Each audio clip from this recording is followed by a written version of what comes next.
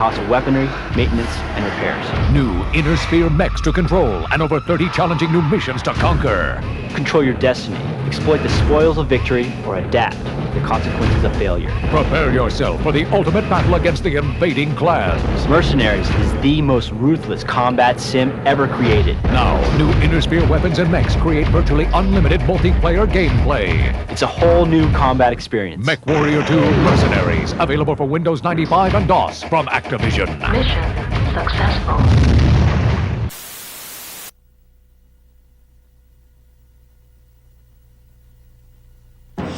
Open a gateway to a world where orcs and humans battle over land, sea, and air for the dominance of Azeroth.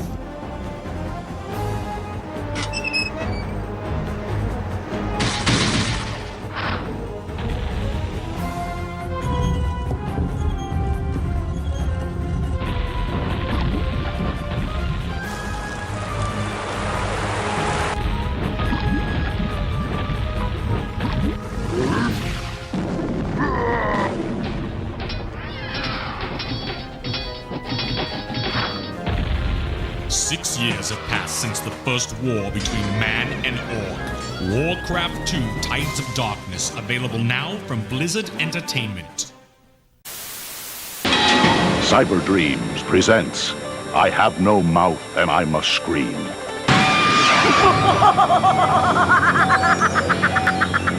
Am, a maniacal supercomputer, was designed to destroy mankind. Why it chose to keep 5 pathetic parodies of humanity alive in its belly, only to torture them for these 109 years since the apocalypse, is anybody's guess. Believe me, I'd like to know. Maybe because I'm one of the 5. It doesn't matter which of us you choose to become. Nimdok, the sadist running from his twisted past. Benny, the deformed and demented man-beast. Ellen, the phobic, mysteriously terrified of the color yellow.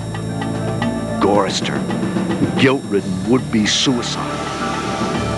Or yours truly, Ted, the cynical and paranoid outcast. Only by mastering your own inner demons can you hope to outwit Am. 5 lives, each with a vast array of unpredictable outcomes only you can bring about. A word of advice: when the experience gets too intense, just say to yourself,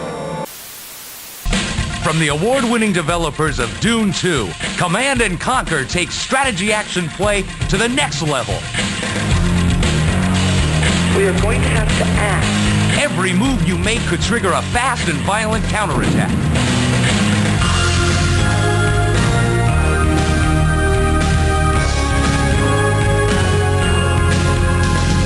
Build bases, unite forces, and conquer your adversaries in a kill or be killed world. Control events that are disturbingly close to today's headlines. シリーズ第7弾、一般公募で選ばれたボスキャラたちをあのスーパーヒーローロックマンが迎え撃つ。スーパーファミコンソフトロックマン7スタンバイ。カプコンドリームプロジェクト、ドラゴンボールの鳥山明、ドラゴンクエストの堀井雄二、ファイナルファンタジーの坂口裕信。僕らの夢が今時空を超える。クロノトリガー予約キャンペーン実施中。スクエアソフト新発売。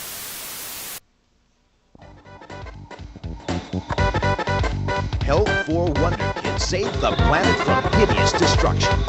Venture through 8 mysterious levels to gain power and put an end to the interstellar threat. Beware, the ultimate test is the encounter with a powerful guidance.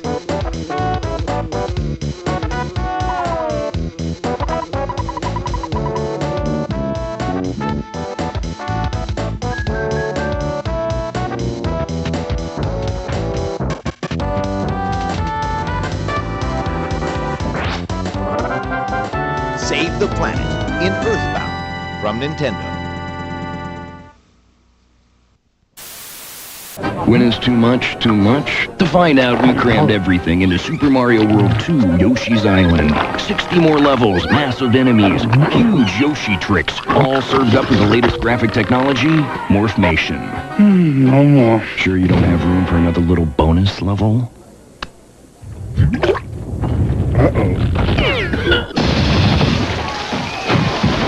Super Mario World 2, only on the Super NES. Still the big one. Sponsored in part by Sega, makers of Genesis, color portable game gear, and Sega CD, and the fastest, coolest video games ever. Citizens living in the grip of fear. A justice system littered with criminals. The evil underworld of the city infesting the streets. It's time to take out the trash. In Sega's Adventures of Batman and Robin video game, vile villains are bent on trashing Gotham City. Fight through incredible 3D animation as Batman or Robin, or team up against the Joker and other vermin. The Adventures of Batman and Robin.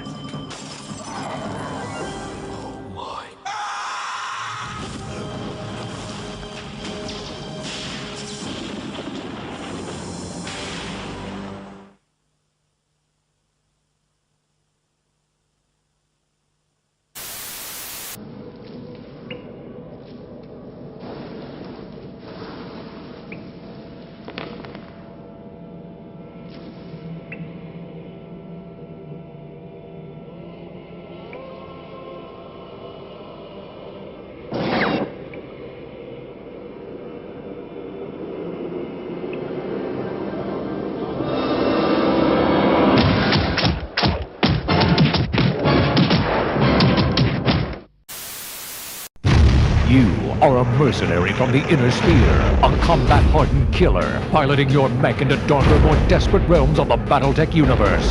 Loyalty and honor have yielded to savagery and greed in your quest for money, power, and fame.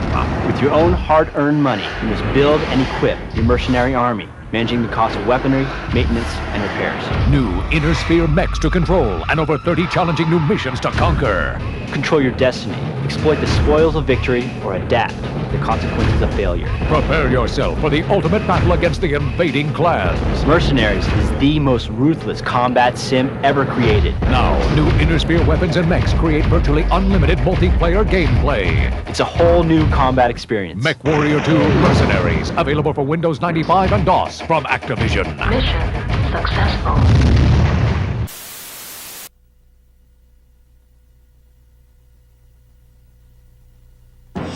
Open a gateway to a world where orcs and humans battle over land, sea, and air for the dominance of Azeroth.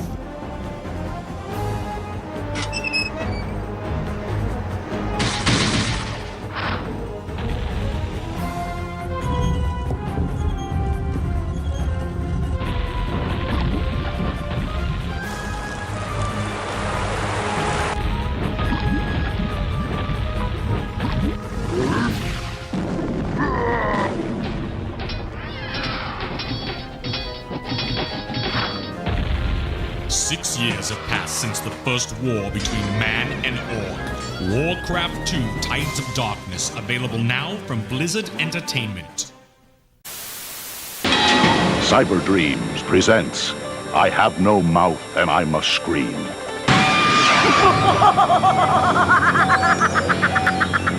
Am, a maniacal supercomputer, was designed to destroy mankind. Why it chose to keep 5 pathetic parodies of humanity alive in its belly, only to torture them for these 109 years since the apocalypse, is anybody's guess. Believe me, I'd like to know. Maybe because I'm one of the 5. It doesn't matter which of us you choose to become. Nimdok, the sadist running from his twisted past. Benny, the deformed and demented man-beast. Ellen, the phobic, mysteriously terrified of the color yellow. Gorister, the guilt-ridden would-be suicide. Or yours truly, Ted, the cynical and paranoid outcast. Only by mastering your own inner demons can you hope to outwit Am. 5 lives, each with a vast array of unpredictable outcomes only you can bring about. A word of advice: when the experience gets too intense, just say to yourself, From the award-winning developers of Dune 2, Command & Conquer takes strategy action play to the next level. We are going to have to act. Every move you make could trigger a fast and violent counterattack.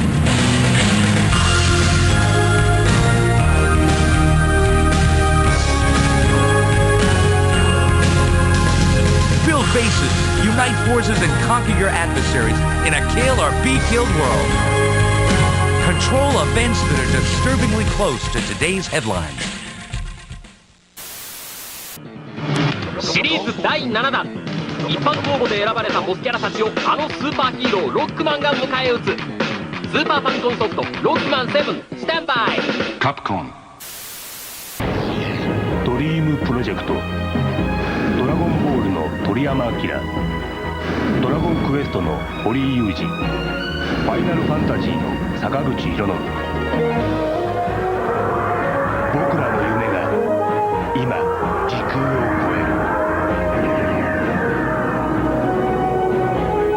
クロノトリガー予約キャンペーン実施中。スクエアソフト新発売。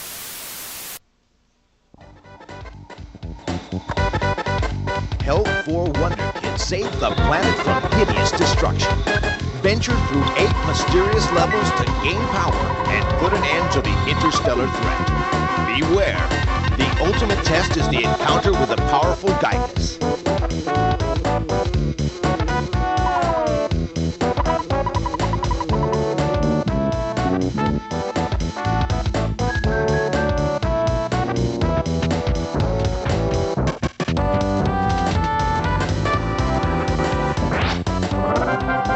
Save the planet in Earthbound from Nintendo.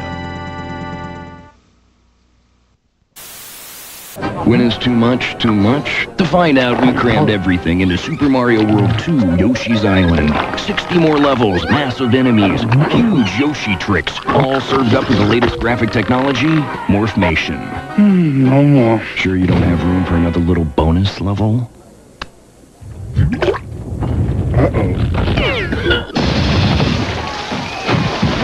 Super Mario World 2, only on the Super NES. Still the big one.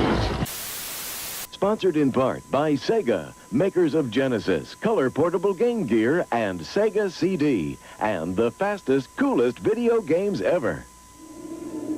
Citizens living in the grip of fear.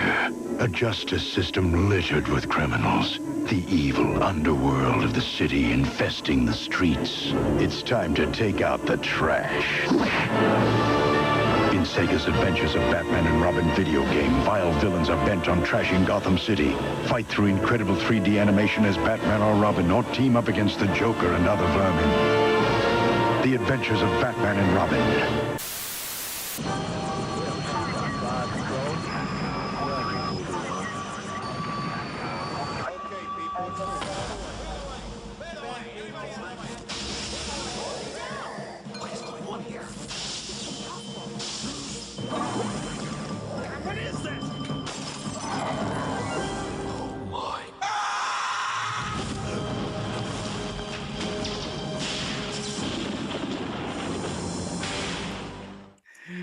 Oh boy, I like how we come on and people have their hands in on the front of their face.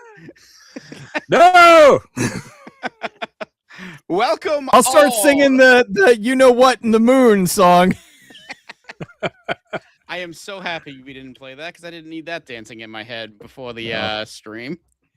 Maybe we'll play it afterwards and yes, and we'll all laugh. But welcome to our next ranking list, 1995. Yay! Woohoo! Yeah. Yes, everybody celebrates. An interesting year. It's basically the 16-bit consoles were starting to wind down a little bit, while the PlayStation started winding up. Well, the PlayStation just launched in December of '94, so. Yeah. Like, which I didn't even realize. Like, I'm looking at the list and I'm like, wait a minute. Oh my God, yeah, because for some reason my brain was remembering PlayStation 1 was 97. And I'm like, no, PlayStation 1 This was is when 94. all like the really big hitters came out. That's when they for had, it. I guess that's what it is, when like Resident Evil and all the fucking. It was just like yeah. bam, bam, like one after another, just good, really huge. But games. they started off strong at least. So, it I was gonna definitely. say PlayStation came out. I don't have anything from my list on my list from PlayStation, but it certainly came out and was a thing. I have a couple on there. And there were a few that I wanted to put on there, but it's just that there was a really crazy selection this year. It was hard to really like my number one was relatively easy. Yeah, everything else I think we all know what your number one is. Obviously, but we'll get there. Probably in 3 hours because obviously Street Fighter, the game, the movie. Who wants to go home? Who wants to go with me? We can all go home. Change the channel. Quick, change the channel. Love that. You've made me a very happy man, Colonel. And that's where, and you're painting back there. Next, I will make you a dead one. Yes. Yeah. Perhaps you would like to pray to him. Yeah. And Bison, all dead. Let's be real. Considering the rest of that movie, that is such a badass line. It's seriously, and I'm being genuine here. It's one of the greatest lines in cinematic history. Yes. Oh, absolutely. And of course, it's delivered by Raul Julia, who was putting his life into that role. Yes. Literally and figuratively. Yeah. Was that his last? Like his very last? He was dying as he was doing that. Well, yeah. He died. He did it for his kids. A TV movie came out afterwards, was technically his final role, but I think he filmed. Yeah, I think he filmed Right. Street Fighter was the last one he filmed. Yeah. Yes. All right. So there was a request. So somebody else would like to go first this month. And she had requested that herself. I have a funny feeling. Oh, you request. Yeah, I'm gonna go first this time. Yay! Yes. Yay! All right. There you So, go. Bridget, what is your first honorable mention? All right, hold on a second. Let me pull up my list. She wanted to go first. I want to go first. I'm not ready. She's still working on it. Still building it. Yeah. All right, That was we not ready? too long Here we ago, go. if I'm going to be real. Anyway. Okay, my first honorable mention is 3D Pinball Space Cadet for Windows 95. Oh, that's why she wanted to go first. Nope, I don't have that one on my list. That is Me neither, That is the most you game you could have chosen. Okay, everyone and their grandma has played this game though. It holds some sentimental value for me. I know that seems weird, but I didn't play it in 95. I played it later, of course, because it's been on like every Windows, 95, wasn't it 98, like a- Millennium, whatnot. So I don't remember which one I played it on, but I played that thing to death. Wasn't it like a free game with? Yeah, of course. That Solitaire and Minesweeper. Yeah. Okay. Yep. The sounds and it just, I don't know. There's some nostalgia there. No, that's great. I remember it. Reading Yeah. something. So I remember playing it. I remember. everybody's played it. Everybody has Man, played man. the game. Not So enough to be going on by my that- mention, remembers? but- Going by that first game, this list is going to be all over the place now. Yep. Yeah. You've set the tone. So then we just gonna start with her. We'll just go down and. Well, we'll snake. So now it's Alright. Cecil. Oh, now it's me, not you. I had to start it with that, Okay. So, right? Can you follow it up, Cecil? All right. My More yes, than I can. With Pinball. I chose for my first honorable mention a video game called D, the letter D. It is a really crazy, weird, interactive movie game where you are a woman named Laura and your father is a doctor who has taken over a hospital and has murdered everyone and is eating some of them. So you go into the hospital and there's just dead people everywhere, and you're trying to figure out what happened. And then you get transported to a castle, and you find out that like there's this weird element, like it all ties back to your father. And the game had to be beaten within 2 hours, and there was no save function. So you had to. It was a one shot or that's it. And I don't know. It always stuck with me. It worked. It was not really hard, but it was annoying because if you died, you still had to beat the game within a certain amount of time. And I played through it a bunch of times. I've always enjoyed it. It's a really weird game. It's a little bit slow, especially on old computers, because back then loading and everything took forever. But it was an interesting game. It always stuck with me, and it's available.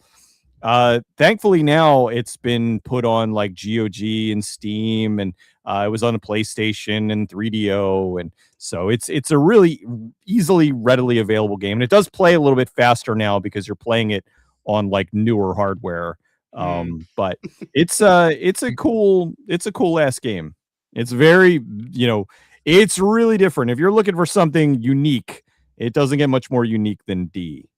And the letter D makes complete sense at the end of the game. They explain why it's D. Yeah, you like the unique D, huh? I like unique D, especially when it's a BBD.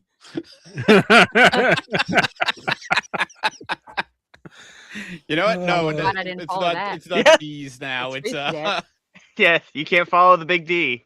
There you go. All right, Blaine, what is your first honorable?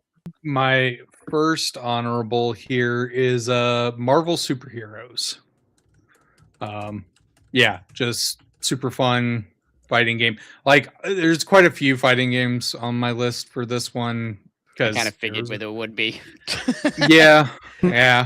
Well, because I did enjoy arcades around this time. I pop in there for a little bit. We have one in our mall that it was in the food court and just easy to pop in there. And they always had the latest there. So they even had they'd keep some of them around for a while, I think. But yeah, no, I played, played that one quite a bit.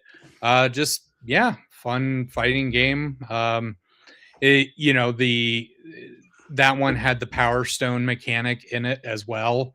That because I don't think that one had tag in it. I think that was just a 1v1 fighter as well. So Marvel Superheroes was 1v1. Oh, okay. Yeah. So yeah. It's a 1v1 fighter, but they give you like an extra, pickable mechanic with the Power Stones, which it kind of ended up going away with that, obviously, because, they ended up being more about like the multiple characters. But I eventually brought that back with and Marvel vs. Capcom Infinite down the road, which mechanically is a very fun game. Graphic style and roster wise, which it's funny because there's like a full graphics mod for that game now that like changes the style up to look more like more comic booky instead. But anyway, yeah, Marvel Superheroes, fun fighting game. Just fun to beat the crap out of each other in in that Capcom style with those characters. Who did you typically play as in that one? Fighter of choice. I think I played Captain America a bit because it was just fun to lob the shield around. That or Wolverine. Wolverine was fun, and he wasn't too mechanically difficult because I was a child. I was a literal child. So I just you had to have been. I was 11 in 95, so you had to have been a literal child. I was 8. I believe 8 or 7 or 8. But yeah, that one was a good time. Good time. Must be other characters. Yeah. Hold on 1 second. Yep.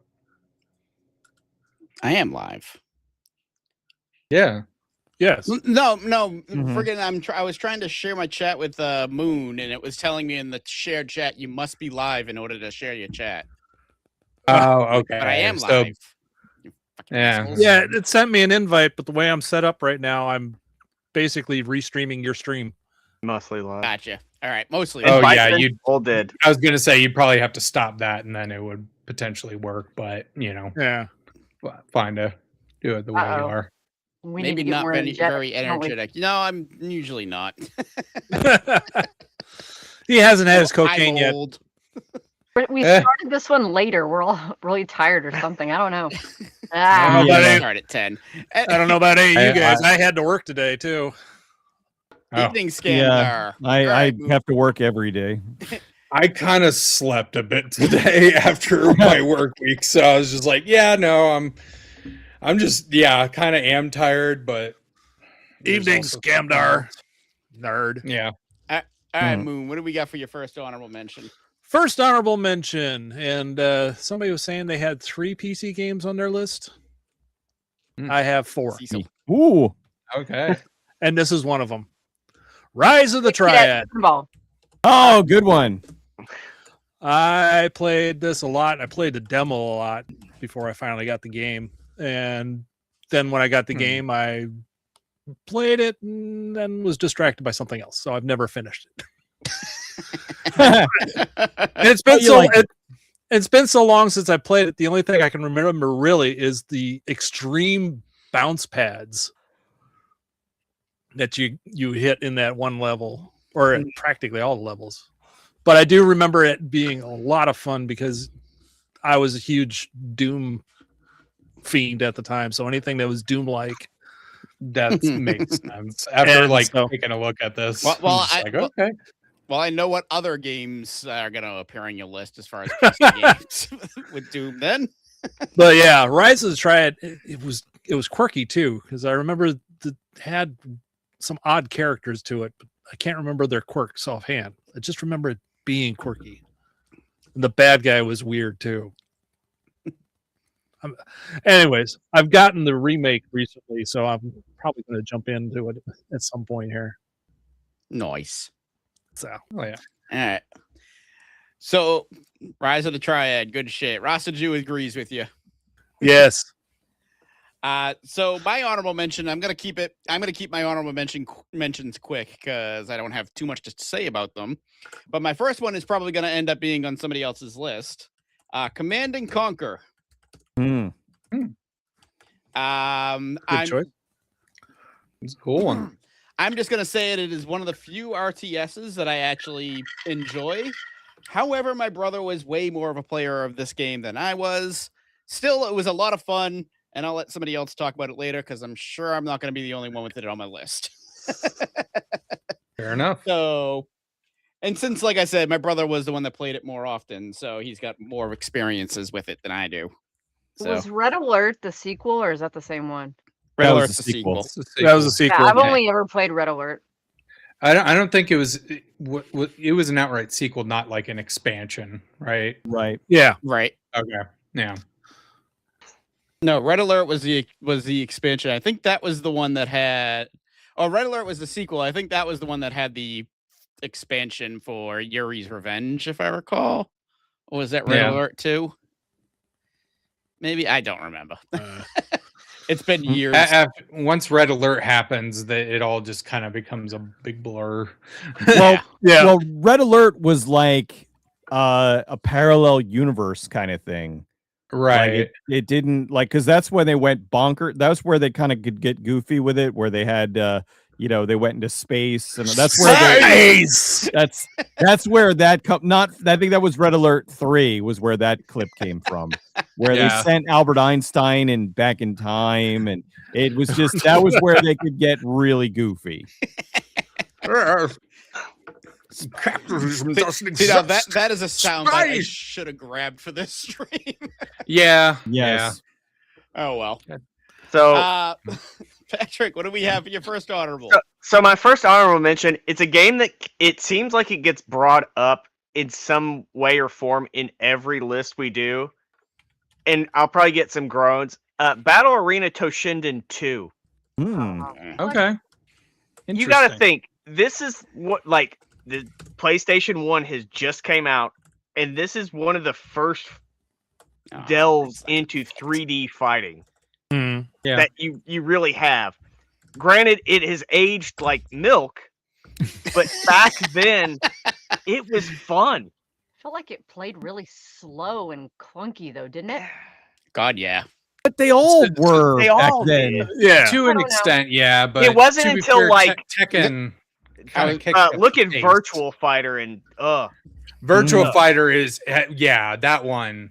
It took them like four installments to get away from block people. Right. Yeah. Yeah. But oh wait, you did Battle Arena Toshinden 2, but wasn't the first one where you had a finishing move where you were the old guy, you could fart on your opponent?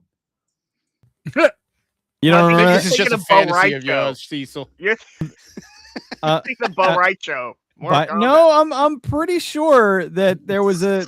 All right, I'll look. There was an old To guy. be fair, there was an old guy, and he kind of like, they've but he done was like farting in fighting games, like quite a bit. You know, and like gas came out. Yeah. But like when I was making the list, I'm like, this game gets brought up every time for some reason. I think you're the one that keeps bringing No. it up. No, No, it's fine. it's not. It's very For its slow. time, it was pretty fun. You know, it's gonna be my worst now. I'm Oh. changing my worst. I rented it one time and was like, it was just so slow. And you know, I'm used to Street Fighter and Mortal Kombat, and people are jumping and kicking and all, you know, turbo and all this, and then no. Play your Space Cadet pinball. I will play my Cadet pinball. I will play it. Well, what's your next honorable What mention? else will you play, Bridget? Bust a Move is my other Is that the honorable mention. original? Yes, the original. Oh shit. Yep. I thought it was earlier than 95 actually. So did I. Because as we know, the fabulous Nintendo classic Bubble Bath Babes kind of works the same way Bust a Move does. And I always thought, hold on a minute. Bustin'. I thought Bubble Bath Babes was like ripping off Bust a Move, but it sounds like Bust a Move was ripping off Bubble Bath Babes. But there was another bubble shooter at the time. So that's kind of what started it. But I love puzzle games, and I was always a huge Bust a Move. Bob and Bob. Ooh, what Nope, happened? Wrong one. There we go. Death counter. Okay. we got it I'm down. pressing buttons. You trying to tell everyone I'm boring and I killed everybody? Rude. Nobody wants to hear about Bust a Move. Nobody wants to hear about Bust a Move, You missed Bridget, a or second. Space Cadet, or any of your other stupid. Itchy middle choices. finger hitting the right button on my mouse. Is that what it was? All right. Well, I don't have anything else to say, so okay. Okay. My apologies. I'll just be quiet then. Scamdar did say, however, if you go back to vanilla Street Fighter 2, that was slow as well. Look at the first Mortal Kombat. Yeah. It was Yeah, probably man. it was probably I because tried the first Turbo, Mortal Kombat. It's rough. It is, but like Turbo had come out since then, hadn't it? So like I don't know. No, I was but he used to means like something when Street Fighter 2 came out. And you got to remember, Toshinden, the argument he's making is Toshinden came out when 3D fighters were still in their infancy. And especially Whereas on a Street Fighter 2 and on a console That's too. console as probably well, right. yeah. That's probably right. I mean, the game still sucks. It Yeah. didn't age well. Oh, all right. Where were we? Clicking that Cecil. button made me lose Cecil. track of where I was. Me? Okay. Cecil, honorable mention. Okay. My other honorable mention is Secret of Evermore.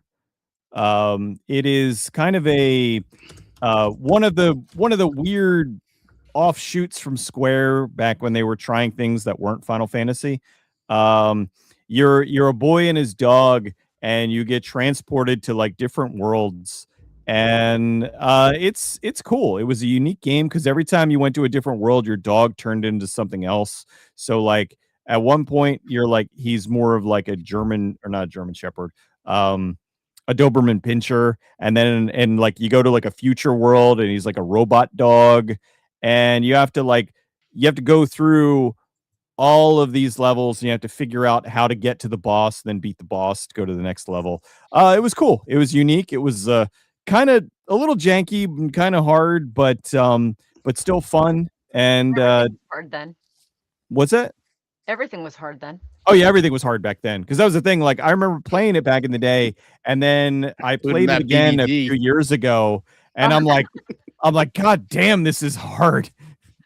Because you really had to farm a lot to level up, and then so you could actually be able to not die immediately after going into some of the other areas.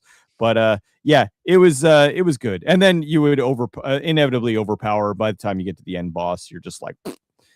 But it was cool. I like that one a lot. So I'll leave it. Take it to him, fuck.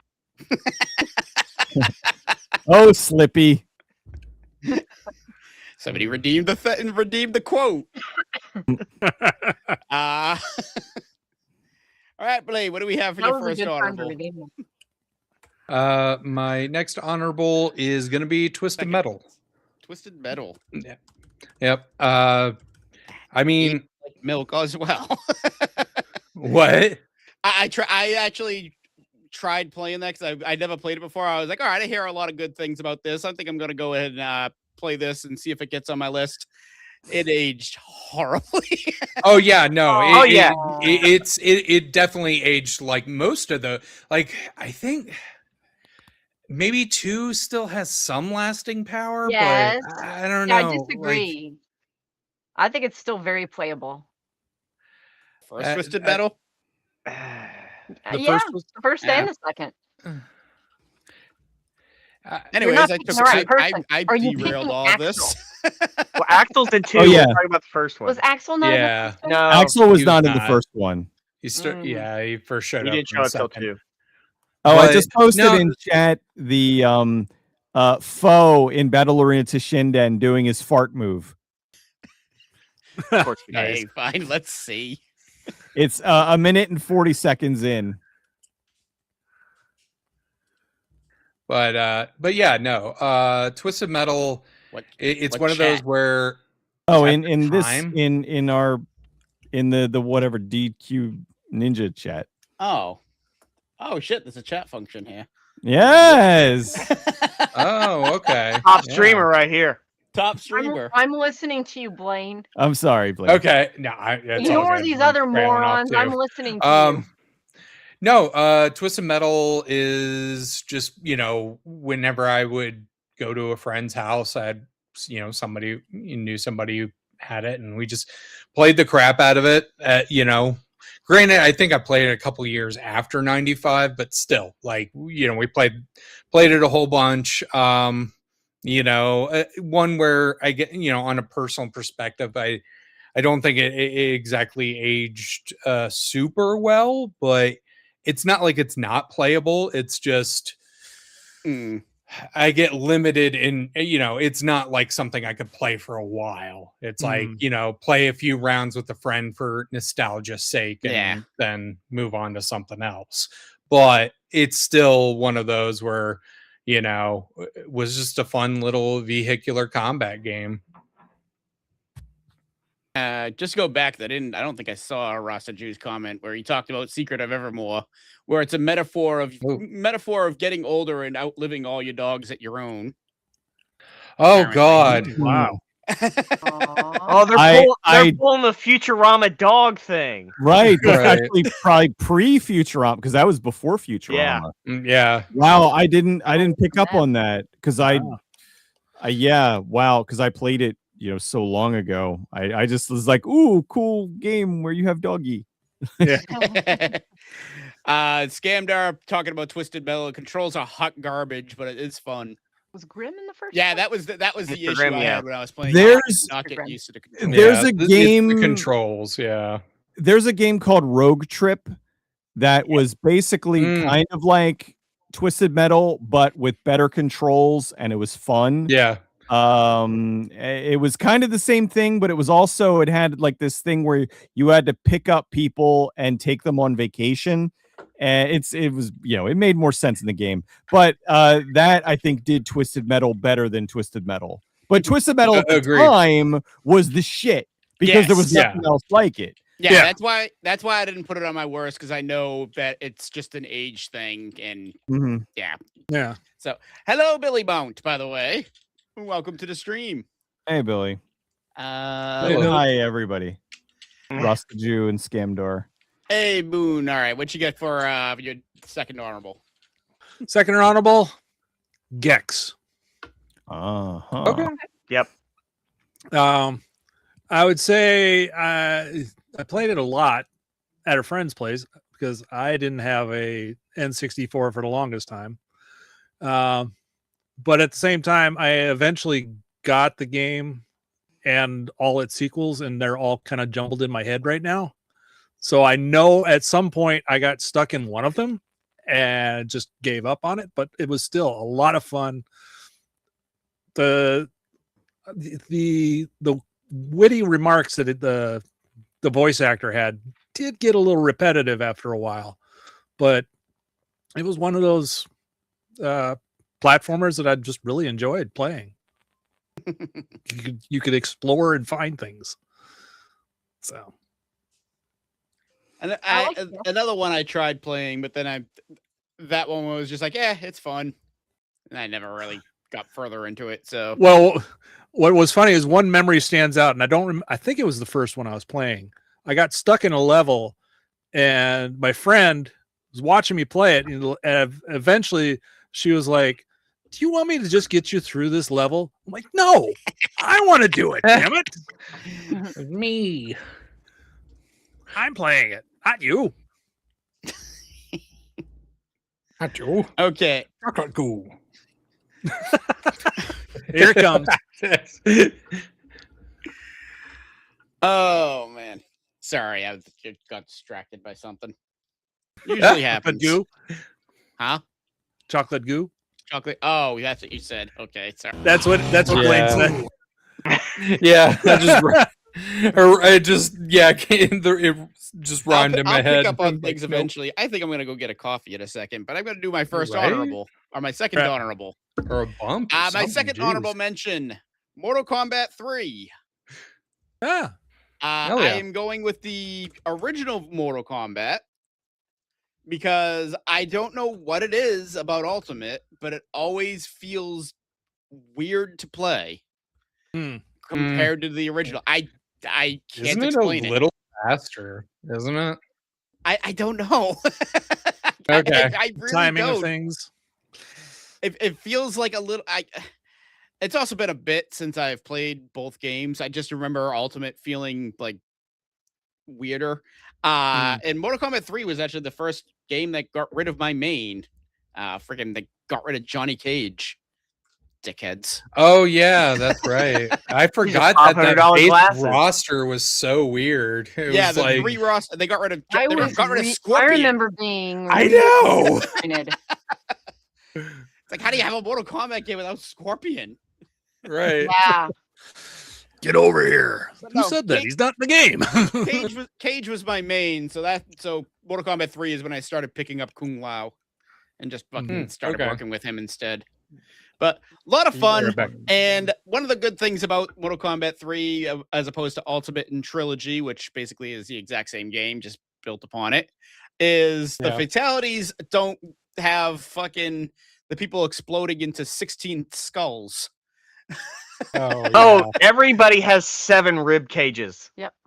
Well, they started that with Ultimate, and Mortal Kombat 3 is a little more toned down with the bones, but unless you're doing brutality. Actually, no, brutality's didn't come until Trilogy. Never mind. No, Ultimate was the first one with brutality. Ultimate was the first one. Brutality's okay. But I remember not liking Mortal Kombat 3 like at all when it came out. I was so disappointed. I played with Kitana in 2, and I was just so angry that they didn't bring her back. And a lot of the other, like you said, Scorpion, they didn't bring him back. I couldn't believe it. Then when Ultimate came out, I loved it because they brought so many of them back. They're all back. Yeah. I played way more of Ultimate than I did of just Mortal Kombat 3. None of the ninjas came back except for Sub-Zero, and he didn't have his ninja garb anymore. Right. Smoke was turned into a robot. Mhm. Cage didn't come back. The story behind that was neat, though. The lore behind the robots was kind of cool. Cage didn't come back. Raiden didn't come back. Scorpion didn't come back. Who else? I'm going down 2's roster now. I can't. I know Melina. I said Scorpion. None of the ninjas. Yeah, Melina didn't come back either. Baraka. Right. Whatever. Doesn't matter. But it did bring a striker. Yes. It So, did bring us What's your superpower? Gun. Grenade. And stick. Gun and stick. Right. Gun and stick. So my honorable mention. All right, Ben, let's just take a Otherwise, we'll just go on about Stryker and Cabal. Right. Right, Cabal too. X-Men 2: The Clone Wars. Nice. That was one that I almost put on my list. Like, because I played the shit out of that one. it was so fun. Like, the first X-Men game for Genesis it's weird. This one it was okay, but this one was actually fun to play. It gave a diverse roster. All the heavy hitters were in there, and it was just fun to play. This wasn't the one where you had in order to beat one of the levels, you had to reset your Genesis console. No, that's the first. That's the first one? X-Men. Okay. Yeah, you had to hit reset, and nobody knew how to do that. Yeah. That's not a button on my controller. Like on paper, it seems really cool, but like nobody knew that. And then you had to go to like a certain TV screen to continue the game. Nobody knew that. Yeah. Yeah. Fun game. All right. Bridget, we're now in the top 5, which is actually where we're supposed to get very descriptive with things. I'm not going to get very descriptive. You know me. I'm right to the point. My number 5 is Twisted Metal. Okay. Yeah, it was great. It was fun. The first repeat game. The second one was better, but the first one, nothing like you all had said earlier, there was really nothing like it at the time. It was just good fun, just driving around, shooting at other vehicles and stuff. Yeah, I like Mr. Grimm was fun to play. It baffled me when I was trying to figure out a worse game for my list that ended up on a list, and I'm like, isn't that like a game that everyone that plays Sony loves? Why is that on a worst list? Yeah, I like Which one? Twisted Metal? Twisted Metal. Twisted Metal. That's all I have to say about it. It is janky as hell, so. And that might be why it was on this person's worst list. It's like, but I didn't put it, like I said, I didn't put it on my worst because I took the times and fucking consideration, like nothing to base itself off of. So back when tank controls were the default. Yes. Meanwhile, I put Turok on my worst of 97. So I guess. What does he say when? What does he say when he dies? No, he says it when he gets resurrected. Oh, when he comes back from dying. I am Turok. Oh yeah. You'll be hearing it a lot. I am Turok. It's like, oh, Jesus. Okay. Right, well, since Cecil has vanished into the void, he's looking for that BBD. Okay. We'll move on to Blaine until he gets back. Yeah. Okay. So what's your number 5? My number 5 is Tekken 2.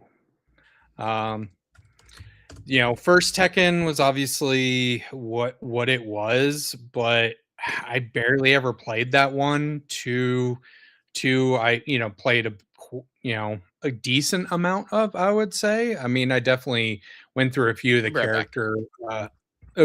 Went through a few of the characters. and then fought with friends on that one.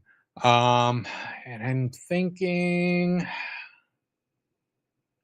trying to remember who I think it was still Hwoarang that I played with in that game, and I still fuck with that character in that series as well. I mean, I shifted to Jin at one point. I think it was 6, maybe. I played Jin a bit, but yeah, no. With the second one, yeah, it was just fun. It was a 3D fighter that wasn't as slow as the rest of them that were out there. Harada knew that you gotta keep the pace up a bit there. Now it's kind of tipping a little too much in that direction with that franchise, but no, the second one was just quite a bit of fun. Didn't have a super, they hadn't started the super bonkers final bosses in that yet. Because I think in 2 it was still just Kazuya. It was just Devil Kazuya, I believe. So they hadn't gotten too out there with it. And I think Angel was in that one as well, which was like the alternate form of June. So because that was June's last, because I'm trying to remember if June was in 3 or not. I don't think she was, because I don't think she was. I don't think she came back until tag tournament. Yeah. And then even then she didn't pop up super frequently. So but yeah, no, just it's a fun old fighting romp. So did that have the tree guy in it? Or the wooden guy? 3. That was 3? Okay. Yeah. 3 is where they started. I think they started they had some, I think there was Kuma in 2. And then 3, they just threw in a few, interesting characters. You had is Roger and Alex. Yeah, Roger and Alex. Yeah, that was in 2. So and I don't think they were in 3, or it was just Roger in 3. But because the Raptor, he didn't show up too often after that, from what I recall, but could be mistaken. But yeah, no, pretty fun roster. I am back, by the way. Yeah, welcome back. Yeah, I am also back. So did Cecil. Yes, Cecil's also back. I had to get coffee because I realized I am not going to make it if I don't have coffee with me. I figured. Your number 5 has to by default be 3D Space Cadet Pinball now. No, it's well, that's good. My was 3D Space Cadet Pinball. That's crazy. Oh yeah, no. That's it for Tekken 2 for me. So and Scandar is right. Hwoarang is easy mode. Yeah. Oh yeah. I mean, again, I was a child in '95, so I definitely gravitated towards those characters. I don't think I really started getting into the series, and I'm sorry. You guys were talking about it for a while. I was away. So I'll keep this brief. I don't think I got into the series until 3, but I always remember Kazuya basically being the guy I always gravitated towards. So, yeah, I don't play much for fighting games like that, but I did play. What came out on the PlayStation 3 as far as Tekken? 4? No, 4 was PlayStation 2. Tag tournament. It was something that came out of it was one that came out on the PlayStation 3, because that was back when I was doing reviews, and some company sent me some fighting sticks to review, and I was like, okay, well, I got to get a fighting game to review fighting sticks. And you're not gonna play a 3D platformer with a fighting stick? No. All right, see. So what do we have for number 5? For number 5, Mortal Kombat 3. Man, not as good as 2, but I still played the shit out of it. Like, it was so fun. I loved the new characters. Some of them really were only on that one for the longest time. The cop was there, you know, they really were. He has a name. I'm trying to remember. Well, I don't remember. My name the is name Stryker, and I'm a real boy. Stryker. Stryker. Thank you, Stryker. But I mained fucking. Cyrax? Oh God, now I don't remember his name because Sector with the Sector was the red one. Yeah. No. The one ketchup. the one from like the post-apocalyptic desert. He had the mask on. Cabal. Thank you, Cabal. Cabal was awesome. That's his mask. I really loved him. I was sad they did him dirty in the Mortal Kombat movie that came out a couple years ago. But oh yeah, he was just a jobber. Yeah, like, they made him out to be a bad guy, and it's like, no, he's actually a good guy, you know. But I still, thought he was part of Black Dragon Clan in the original 3. no, he was like He's fighting the Black Wastelander. Dragon Clan. Yeah, he was fighting the Black Dragon The Clan. Black Dragon storyline for him was from 9. Where 9. and that was when he did that to infiltrate them because he was basically a mole. So Well, I fucked up my Mortal Kombat lore. How dare you? How dare you, sir? Besmirch the Mortal Kombat lore. But that's already besmirched by itself. Yeah, I was gonna say they fuck themselves time and time again. I think Ross, well, that's like they could do time 3D travel and then 3D fixes Connect everything. pinballs at arcade. Right. Yes, I Mortal Kombat think- 2 is going to come out soon. Sorry, I continue. Sorry, I was just gonna say, I believe this was the first Mortal Kombat that had like the multi-tiered fighting where you would punch somebody and they would go through this, or they would fall through and then fight. Like it was just that was was really the neat. stage gimmick they did. Yeah. which, I mean, it was cool. Yeah. It was a cool thing because like your stages had multiple sceneries. I think because I'm wondering if those still had stage fatalities on the multi-tiered ones. I don't think so. I think that there might have been. I seem to some- remember there was- spikes in the you bottom could of get- something. Mhm. You could get wasn't there one where like if you were in the subway station the train would hit them? Yes. Yeah. Yeah, you would That push was- them that in was front of the considered a train. fatality. Yeah, that was. But Cool. is that a multi-tiered stage? That was a If you multi. have to cut Yeah, out yeah, it was? because you hit them up Okay. on the Yeah. street. You start Yeah. Oh Or you could yeah, hit 'em up that's in- right. You would go before you- down Yeah. into the. Yeah. Yeah, that was badass. Yeah, Mortal Kombat 3 had a lot. I think it got like a bad rap when it came out because some people, I don't know, Well, you know, you I weren't don't here know. when we were Mentioned talking something about it earlier. a moment ago, were you? No, I was you taking here for care of that? we had a crisis upstairs I had to take care of. Oh, But Still, somebody broke the toilet. no, the playing TV, Whatever by the Our TV Lady decided Peace? to stop working. So but it's all fixed now. Yeah, so Mortal Kombat 3, I still enjoy playing it from time to time. Oh, and Rasta Jew wants to know where all the PC games are. I'm guessing they're coming 3D because Space Cadet Pinball. Hello. And They're Command coming. and Conquer. I've got I'm some guessing they're coming. because I've got 2 coming. I In got fact- 3 coming. In fact, my next one is a PC game. Wait, no, there you I- go. What is Yes. it? Since you're next. So I'm next. Number 5, Phantasmagoria. Mm. There you That is go. fatty. Hey, Hey. shout out to Fatty. I know who that is. Yay, Mox Phantasmagoria Video, was thank you for the follow. hey. That brought me to Phantasmagoria was a horror game with full motion video I butchered acting.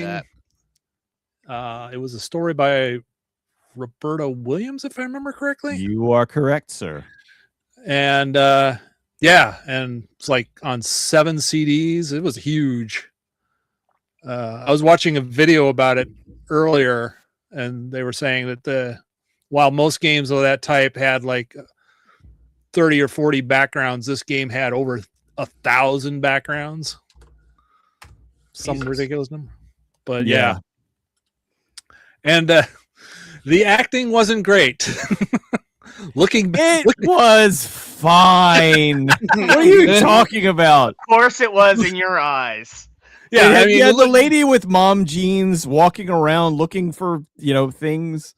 Well, the thing was, I remember it being such a, great game back in the day, but watching that video recently of it playing, I'm like, oh my God. But it was still fun. It was still fun to go through. Find mom jeans. Taylor Swift's jeans. No. Like the ones that she wears like up to her waist. Oh, so like high waist? That's actually back in style though right now. I know, and it's all her fault. I will bring back the low-rise jeans.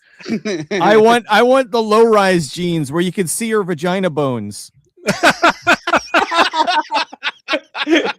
Vagina bones. Wow.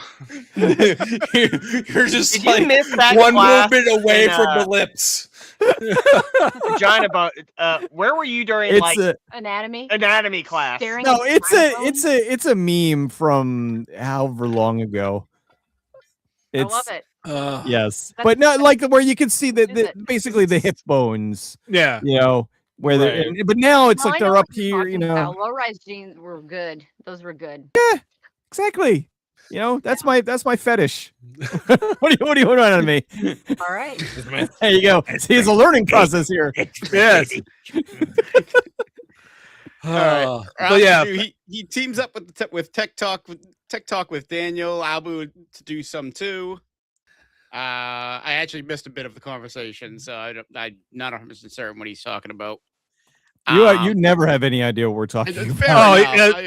It starts earlier. The guy who plays Curtis from Phantasmagoria has a great series of interviews on YouTube with other cast and other game devs and stuff. He teams up with Tech Talk and Daniel Abu to do some. So one of Cecil, I'm also at the age where I have to say, no, it's a meme. I'm not an idiot. Well, I would hope by this point you've known me long enough that that I am, number one, I am an idiot, but also if I say something outlandish, there's usually something behind it. Where you can be like, oh, okay, this is what he was referring to. But to go back to you in airports. Yeah. Oh, yeah. Well, that's it. Well, that was just me being a complete idiot. As opposed that's why when we are traveling somewhere, you are not ever since then, I always will have the missus with me so that I make sure, because like last year I went to Florida and I'm like, sit down here with me and make sure that I am going to the right airport because I'm going all alone. And you have a Ziploc bag. Holy fuck! Did you have a Ziploc bag? Safety pin to if lost. If lost, please send back to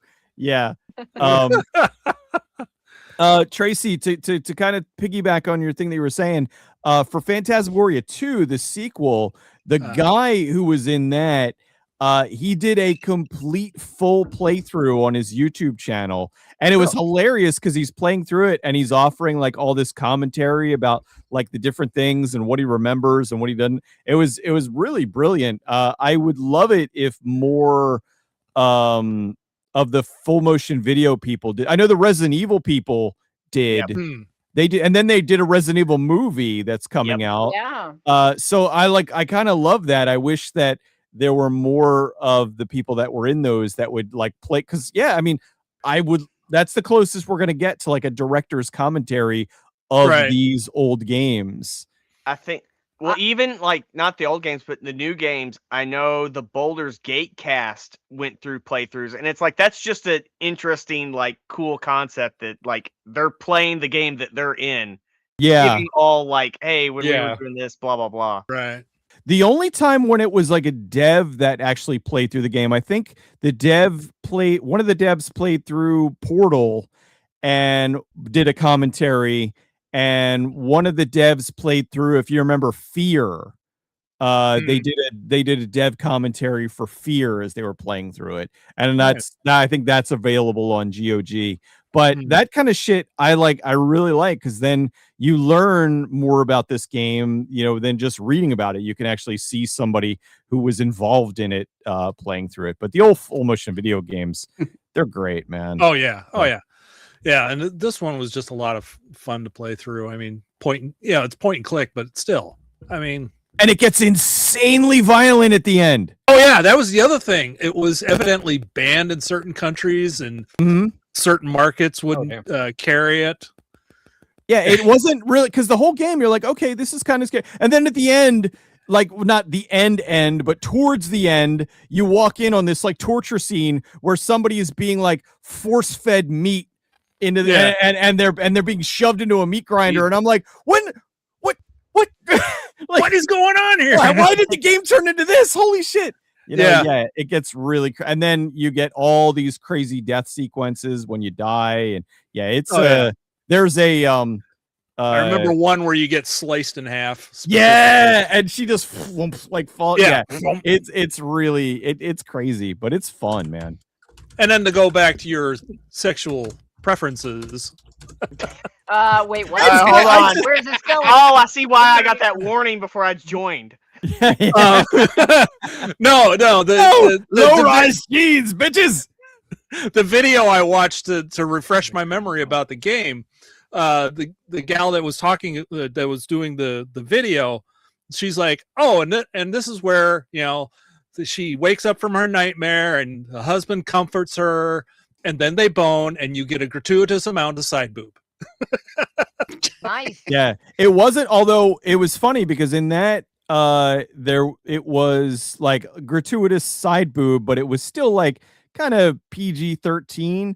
In the sequel, full on nude sex scene. Oh wow! I don't even want, like, she gave him a I want you to me, and they oomphed, and and it was because the girl who was the love interest in it was a regular in the Cinemax Skinemax movies. So I was like, I've seen those boobs so many times. I am firmly aware of that, Freckle. Yes. Why are ships coming out of the base? I am an expert on those things. Anyway. Oh, but there was that, but it was just funny to see like nudity and a sex scene in a video game. Right. Because it really, especially because how everybody like shit their pants over Grand Theft Auto Vice City, and that was just polygons. This was actual people, 3DO was pumping out. Yeah, that was. Oh yeah, 3DO was pumping out the porn games. Oh yeah. We have several. Yeah. We have. I know. We have a few. There's a few on their show. 1 or 2 or 3. Yeah, was it the Coven and. Yeah. Well, I had Immortal Desire. Immortal Desire. Yes. Yes. Well, did Cecil, we're not going to talk. I was watching. Cecil ever say what I did to him this Christmas? Last Christmas, how I purchased him your heart. Oh yeah, you gave me my heart. Yeah. He went on my wish list and bought me like a bunch of the porn games that were on my wish list. And you were mad about it too, weren't you? Yes, he was. I was like, no, I wanted this one. You should have got me the you screwed up. You gave me the one that I had, but I didn't really want those. I wanted the outer sex beach adventures. You ungrateful brat. I'm teasing. No, you gave me the one. Well, you gave me the one. I still need to play them though. That's not true. You played them like an hour ago. Yeah, exactly. No, I honestly haven't played a lot of. I haven't played a lot of games lately at all because I'm having computer problems. But what I'll tell you what I have to go back up here. I'll tell you what games they were in a second. They were Summer Clover. The Sensor, the DX edition, and Webcom Secrets. Yes.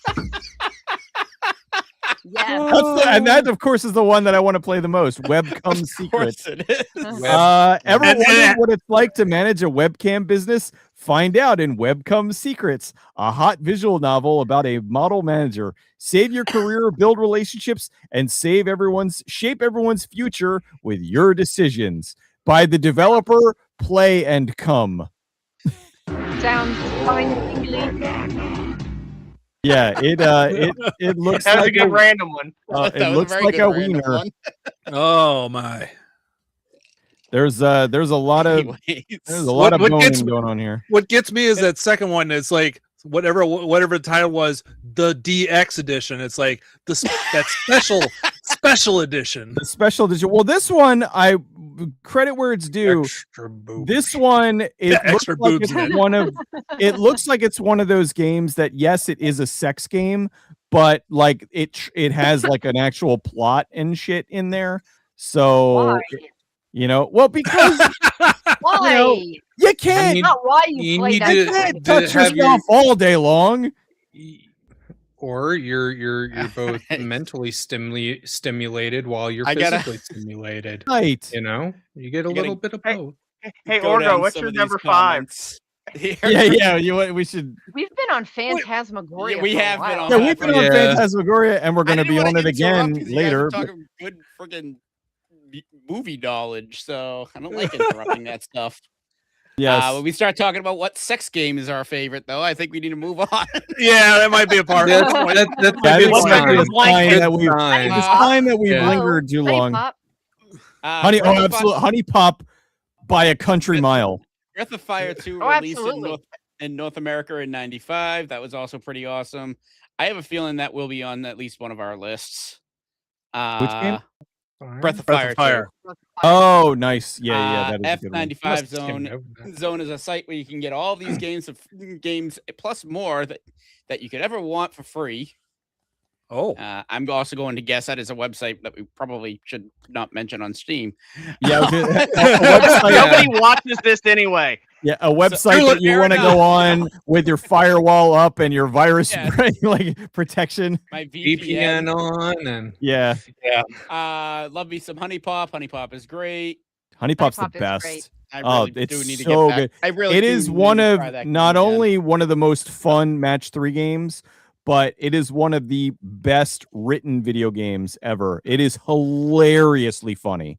Like I'm not really paying attention to that, Cecil. You're not paying. No, it's funny. I'm like not paying attention to that. I just want she just wants to see somebody with friggin' jism on their face. And well, do we? Well, do we at least agree that Audrey is best girl? No. She's not. No. I like Jessie. Oh well, yeah, Jessie is also. Well, Jessie's great, but Audrey is. When did this game? When did Honey Pop come out again? Honey Pop just celebrated its 10th anniversary. So we're gonna pretend it came out in '95. 2016. Okay, yeah, so I know not to pick 2016 for my next year because people never end the stream. It will be Honey. It'll absolutely be Honey Pop. Okay. All right, number 5 for me. I don't know how I'm going to follow all of that, so I'm just going to say it. Adventures of Batman and Robin for the Genesis. Okay. This is a interesting. It's not a beat 'em up, which most people would assume with when you hear Batman and Robin, but it is not a beat 'em up. It is actually a running gun. And a lot of people criticize it and complain about the game, mostly because it's supposedly super difficult. Get good, chumps. Yes, it's hard. It is not that hard. If you play the game, you get used to it, you learn how the mechanics go, you'll do fine in the game. It is it's very good. Has, in my opinion, one of the greatest boss battles of all time. I was actually going to bring that up and show it on a video, but I think I'm going to move on a little faster than I really wanted to because this one might get talked about again. So, but Batman and Robin for the Genesis. If you have not played it, play it. Just get to at least level 3 and play level 3 because that's the Mad Hatter's level and it's one of the best experiences on the Genesis. If you've played it, you know why. For many years, I maintained the most prominent fan site for a 1995 game. I doubt anyone will pick it, though. We'll see what happens. 1993, McDonald's Treasure Land Adventure, but not 1995. Did you ever play it? No, I have not played that.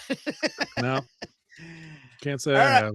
All right, Patrick. Treasure Land. My number 5, Ultimate Mortal Kombat 3. That one I would agree somebody with. went Ultimate. I went Ultimate. Look, when you have a game and you don't and you don't have the main one of the main characters that your franchise has built on, then you put them in, and this falls back to the Castlevania from 1999. You release the upgraded version the same year within a few months. Yeah. And like, not game related, that the one screenshot that's on the plastered on the side of the cabinet, the purple skeletons for some reason just hits right. Yeah, it really fucking popped when you saw that shit. Like, you see that, it's like that besides the dragon logo, I always think of that with Mortal Kombat. Yeah, agreed. That's all I really we've touched on Mortal Kombat quite a bit, so but yeah. Well, I meant the Ultimate version as well. So I'd forgotten that there maybe was, I have to go back and not play vanilla, not vanilla original, but yeah, Ultimate definitely. Maybe I have to go back and play They really Ultimate. improved on it. They really did when they added those missing characters and 100%. So fix Cecil's the Ultimate Mortal Kombat. Yes. It's like all those memories. It was just Ultimate. Well, it's because it's because it was literally like 5 or 6 months after. It's not like not long. It wasn't after. like it wasn't like a year. It was, I think it was April and October. They realized they screwed up pretty quickly. I think. Yeah. There were a lot of complaints. Either that or they're under pressure to get it out. That's probably was factored into it too. Yeah, it's not. We're not making $1 bazillion. Get it out quicker. We need to sell more. Yep. Right. But I will say, once that did come out, the complaints stopped. Yeah. Like, and then and they that was released when people like start. Oh yeah, Complaints started Mortal Kombat 3 again. is great. Yeah. Because I mean, it was Midway at that time, right? That the Yes. they were Yeah, under. still Midway. So I'm betting Midway was like, get the game out now. We need money. All right, Bridget, what's your number 4? My number 4 is Killer Instinct. Damn, a lot of banger fighting games came out this Yeah. year. Yeah. That's it. Killer Instinct was. I'm sorry, I was thinking. No, I'm sorry. I just didn't know if you had it. Go ahead. Sorry. Big competition for Mortal Kombat. It was wonderful. I played, I think Glacius and Fulgore were my 2 that I usually played as. The music was really good. It hit pretty hard. I enjoyed it. Saber Wolf. Yes, there was also Saber Wolf. Oh, okay. So this is when the console version came out then. Yes. Because the cabinet came out, the arcade cab came out in 94. That's Yes, why I'm I talking didn't about put the this home on. version. Yeah, okay. Gotcha. Yeah, I forgot about that. That's why I didn't put Killer Instinct in the video at the beginning. Too. And also, is it the only Super Nintendo game that's in a black case? It might be. Yeah, I think so. I think it's the only one in Normally a black. We don't have. Normally they're gray. There's several red ones, but I think Killer Instinct's the only black cartridge. Right. I'll be right back. All right. Okay. Yeah. All right, see. So what do we have for number 4? Number Once he stopped 4. Sneezing. No, I had to yawn. The caffeine's wearing off. Number 4 is an awesome game called Loaded. Oh my God, did I play so much Loaded? You are one of 6 criminals. Each one is ridiculously weird.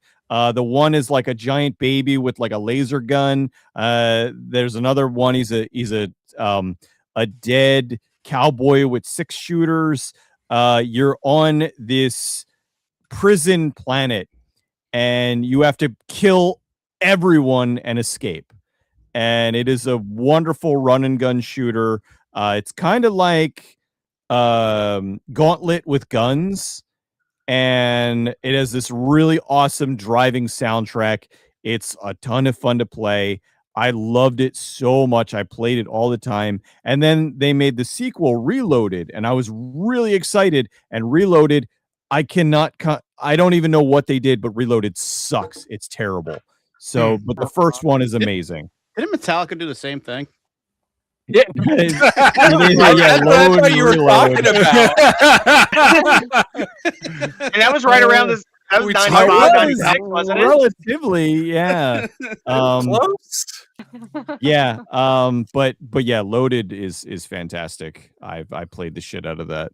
With all the different characters. I've played Bases Loaded, but I've never played Loaded. You never played Loaded is so fun. I seem to remember that specifically because of the cover of the game. Because you got the clown. Yeah, because that's one of the killers. He's the clown. That was like the mascot kind of for the game, right? But I want to say the artwork, if it wasn't by Simon Bisley, it looked like something Simon Bisley would draw. So yeah, I honestly don't know. It's great though. I still have the fucking, because it was one of the first one of the early PlayStation 1 games, so it came in like the big box. The long box. Yeah. So it came in the long box, and it was really, really fun. I still will boot it up every now and then and play through it because it's just that much fun. It's really just run, shoot everything. I always thought that the baby is the most fun because you have to level up your weapons, and when you get max level, it's just this wave motion gun that just destroys everything. And it's really weird too, because like in the first level, you're in like an insane asylum part, and you go into like the padded rooms, and there's like pee and shit everywhere, and it's so. I'm like, to work there. I did. Sometimes I still do. But it was one of those games that came out where it was like, whoa, this is edgy and there's pee and poo everywhere. It was just, and it's really violent and people explode. But it was, it was the style at the time. We were like wearing an onion on your belt. I was wearing an onion on my belt, and Nichols had pictures of bumblebees on him.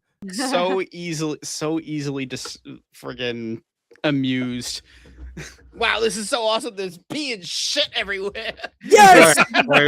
And you know what? If I was playing a game now and there's pee and shit, I'd be like, whoa, there's pee and shit everywhere. Look, I am a simple man. Flippy. You're a simpleton. I am. And I giggle. All right. You can tell me a fart joke and I laugh. What do you want out of me? That's why we're here. Blaine, what you got for 4? Is it a game with piss and shit everywhere? Well, not everywhere, just in the padded rooms. Just a little bit. I mean, maybe depending on the environment, but Time Crisis is mine. That almost made my list. Another one where I put so much money into that game. I did as a kid in the arcade. I just dumped my fucking quarters into that because I wasn't bad at it. And yeah, it was just a ton of fun. I didn't play too many of the laser gun games. Well, and that was the thing, like. Yeah, I just enjoyed the hell out of like those games where it was just like, the rail shooters. Mm-hmm. Those are always like my favorite things to play in the arcade besides fighting games. Those rail shooters and those. Like I wasn't big on the ticket ones, and my dad was always just like, "Why don't you ever bring anything back?" And I'm just like, "Cause I wasted on these other, I burn it on these other ones." Right. Games that don't give you tickets. I just give you experiences with with people just absolutely destroying you on there, at least when it came to fighting games. But with Time Crisis, it was just just a ton of fun. Try and see how far you could get when you're younger, and then get a little bit older, get a little bit better, and blast through it. And then go just back. Good time. Go back and play the game nowadays, and you die in the first level. Oh yeah. I played back in the day. I die in the first level. I play it now. I die in the first level. I stink it. I love those games. I'm terrible at them. That game almost made my honorable mentions, but I decided Space Cadet Pinball was a little bit more sentimental. I mean, never change. But I'm like, Pinball, Time Crisis. Which one? But Time Crisis is just one of those really fun arcade games. Pinball made it because it was free. There you go. I just have good memories with it. My mom used to play Again, it. Like she said, everybody's played it at some point. I don't know. There's just something about it. I'll be honest with you. I don't think I've ever played it. You probably haven't just not thought about it. Well, what Space Cadet Pinball? It was on like every Windows. It came free with it. Windows operating system. Yeah. It was that Minesweeper and Solitaire. Yep. He was too busy playing. He was too busy playing sex games. I was playing Mad Party Fucker. He was shooting balls somewhere else. I certainly was. No, I swear I've never played this. Now you have to go and play it. It might take. Well, now I have to go play it. I think I can actually play it. I think it's like a website that you. I think I could play it in a browser. Like we've gotten to that point. Probably play it on a potato at this fucking point. All right, Moon. Play it on a fridge. Number 4, gonna be a game that I'm probably the only one that'll have on the list. Aquanauts Holiday. Okay. Did you have another Aquanauts game? Yes, you did another Aquanauts. I did. This is the first. This is the first game. This came out on the PlayStation 1, and it was actually released stateside, but because it didn't do well, they never released another Aquanauts Holiday stateside. So the other one I got was the Korean version, but it was compatible with American PlayStation 3s. Now this was the first one. The only story it had, you had to read the manual for the story because it was not in the game at all. That's interesting. I'm okay with that, especially that time period.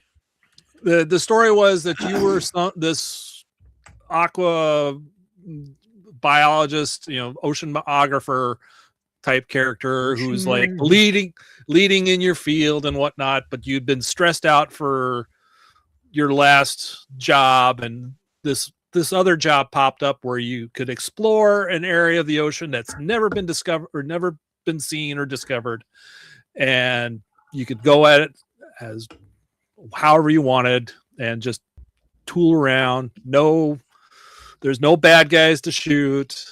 You're exploring, you're finding fish, you're communicating with fish, and you're finding various strange things on the ocean floor in various points. Like there's a giant face in one area, and there's like a smaller version of the Great Wall of China type situation, things like that. And the story was in the instruction manual. Yeah, the story was in the instruction manual, and I basically said it. You were this scientist who was big in your field for oceanography, and you got burnt out, and you needed to go someplace to chill. And this job missed instruction manual so bad. Now you don't even get a game in the box anymore. Yeah. True. You just get a code. But there was something special about getting a game and opening it up and looking at the instruction manual before you started playing. Because you could always get something out of the manual. That's right. A story-wise, or maybe a hint or something. Or just really nice art, or just cool flavor. Art. Yeah. It set you up for the game. Yep. I always remember loving just having a game case and the booklet and just reading it over and over, on the bus, to school, and people would just be like, "Oh, what do you got there?" I'm just like, booklet for a game. They're just like, what does that have in there? I'm like, oh, I'm learning moves. I'm looking at moves and stuff. What was funny? What was funny is I remember getting a game that was used, and the manual, whoever owned it before, wrote down every save code they ever had for that game in the manual. Nice. So like page Hell after page in the margins and whatnot. It's like, Man, holy crap. treasure. I remember the original Dragon Warrior on the NES. It not only came with an instruction booklet and a map of the game, it literally came with a walkthrough that told you everywhere to go and to what level you were supposed to be. Because Explorer's Handbook. Dragon. Oh, nice. Yes, there you go. Because we, as stupid Americans, can't put the two together when we play an RPG. Yeah.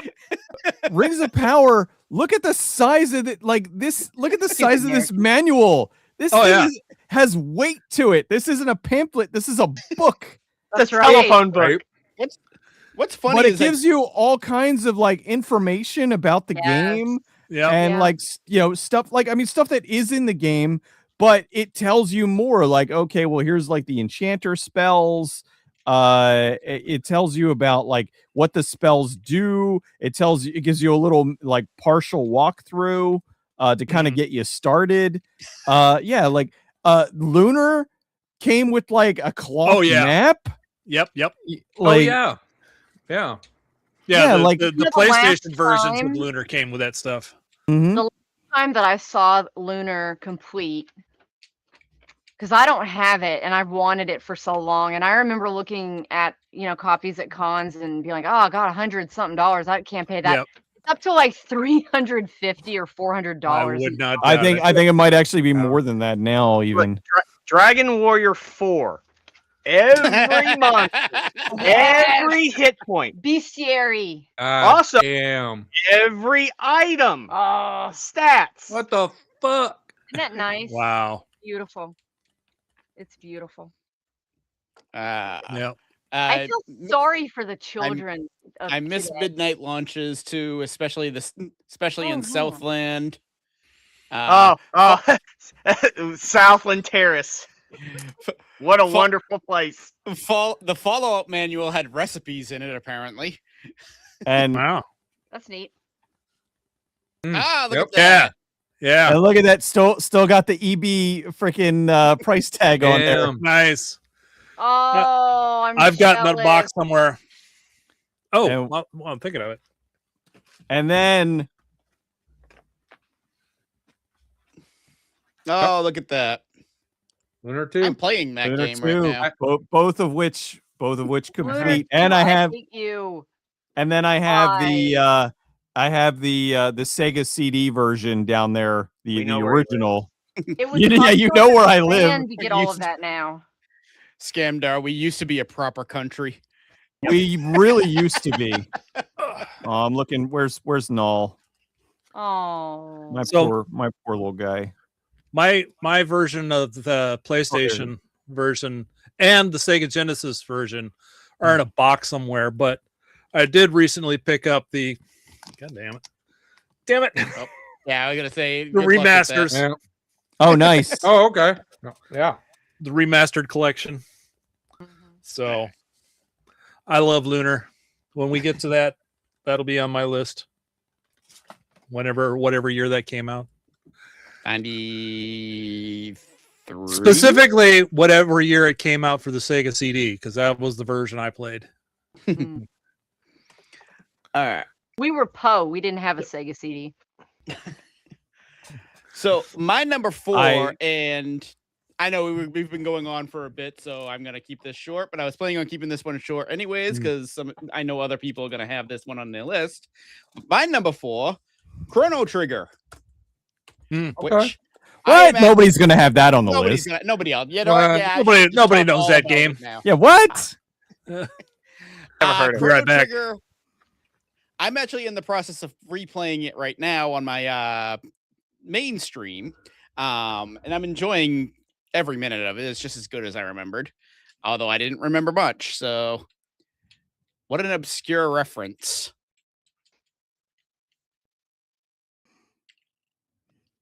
Trying to think of what reference might have been made. What was the We're reference? old. Please help us. Yeah. Huh? Was it the Sega CD? No. Now, Was it something you said?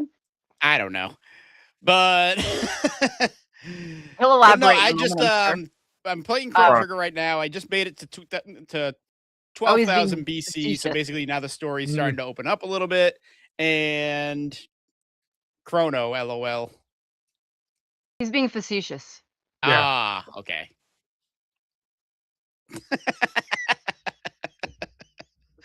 But yeah, I'm gonna keep it short. I don't have too much to say about Chrono Trigger at the moment, and like I said, I know other people are gonna have this on their list, and they will talk about it quite a bit. So we will move on.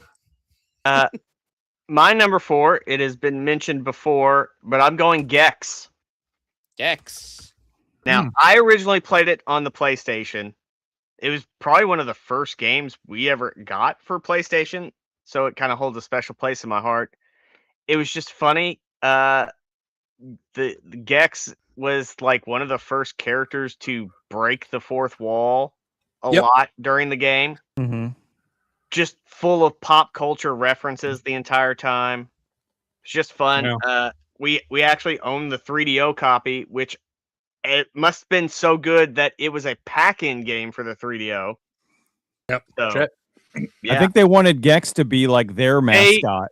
They wanted Gex to be the next Mario. Mario. Yeah. Yeah, Just people never. wanted that, and it ended up being all the naked games. Yeah. Well, no. Well, because it was. Well, it was also. As a matter of fact, I think we got that Gex copy when Patrick bought me some of the naked games. They threw that as the pack-in. They thought it was sex, not Gex.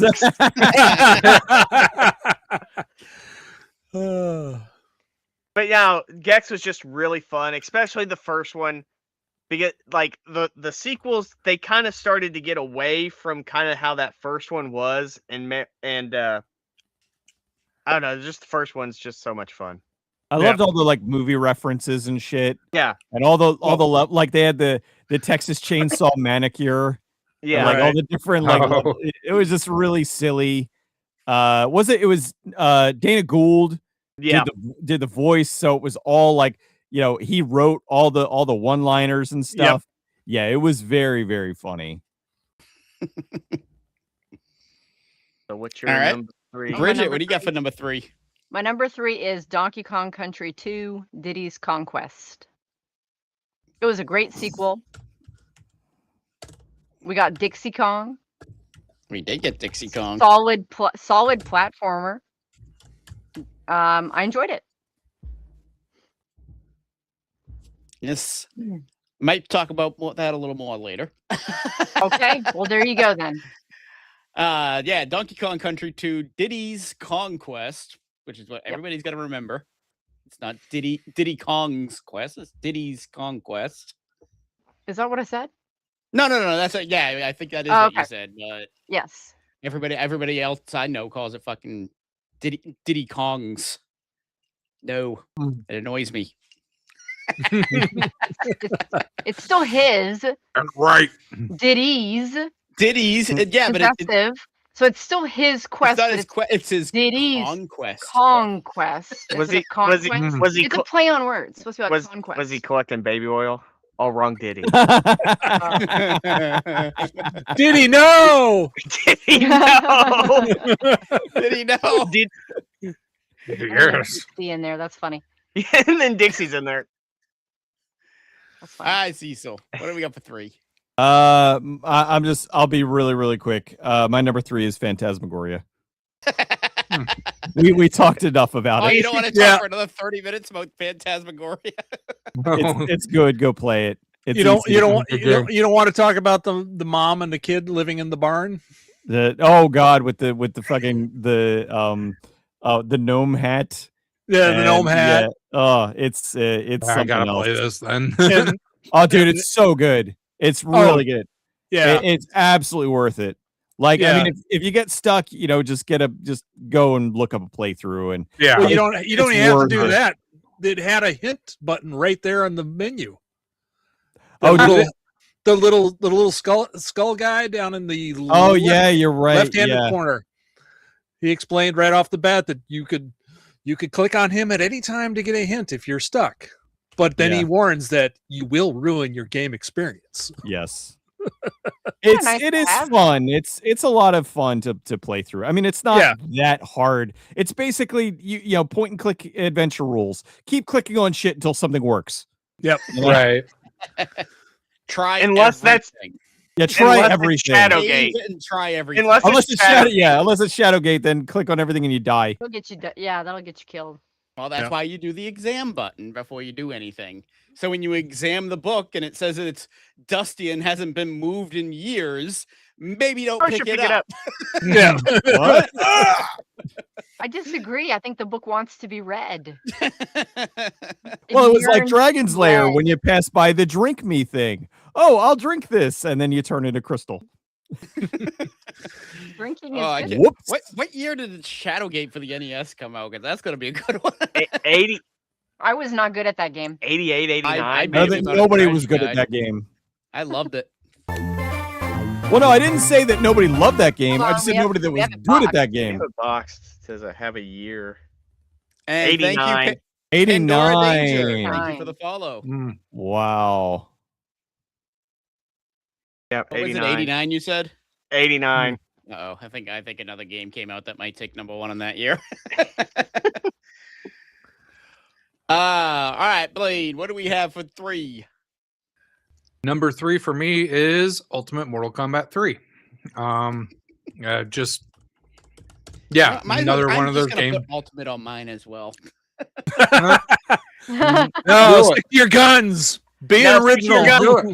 No. You want to change it to Ultimate. Come on, let's be real here. Yeah, let's be They real. made a huge mistake, and let's be real here. yes. Let's be. I was pissed off at the third one. No, it was. And I was like this. Yeah. I was little, so I was a little pissed off. Right. About this game. There you go. Yeah. Okay, we're all Ultimate now. Sweet. Yeah. No, it's cheap. Great fucking fighting game. Who was your favorite character in Ultimate? Well, since Scorpion was back, I did, definitely played him.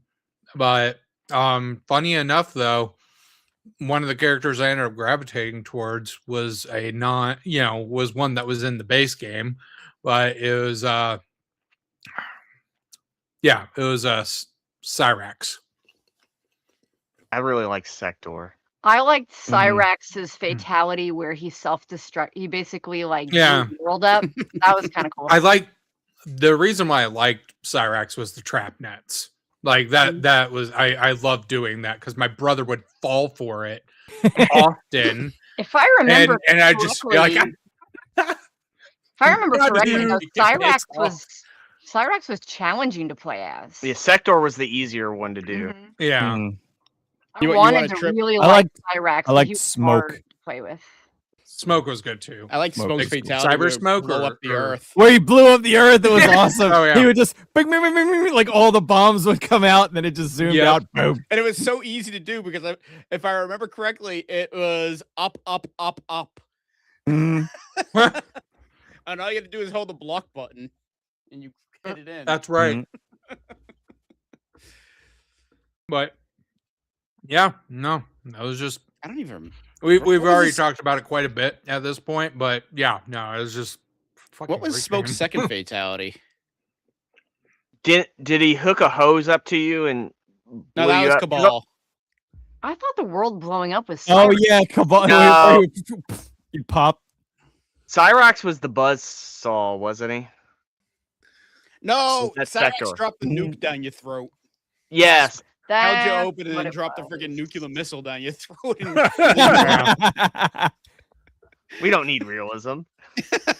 No. Well, one of Sector's was the trash compactor thing. Yes, and it squished them. That was satisfying. I like. And was They brought that back in 3 9. when they brought in the friendships? Yes. No, they 2 had was. friendships in 2. They had friendships. All right, or was 3 the animalities? 3 was animalities. 3 was animalities. Okay, that was when they really were just going goofy. Yeah.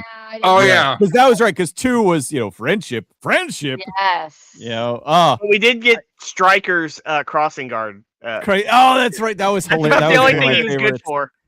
I thought Striker was okay. You would.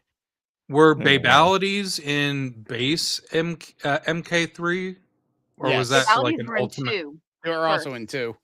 Really? Oh, those were in 2. Yep. Okay. Wow. That's right. Okay. I remember Each one of all the specifically timers they was were easy. in 2 because it didn't have like the blocks that came down and said Babality. It was just like Yeah. a straight green thing. It would be like Yeah. Kung Lao wins. Babality. Right.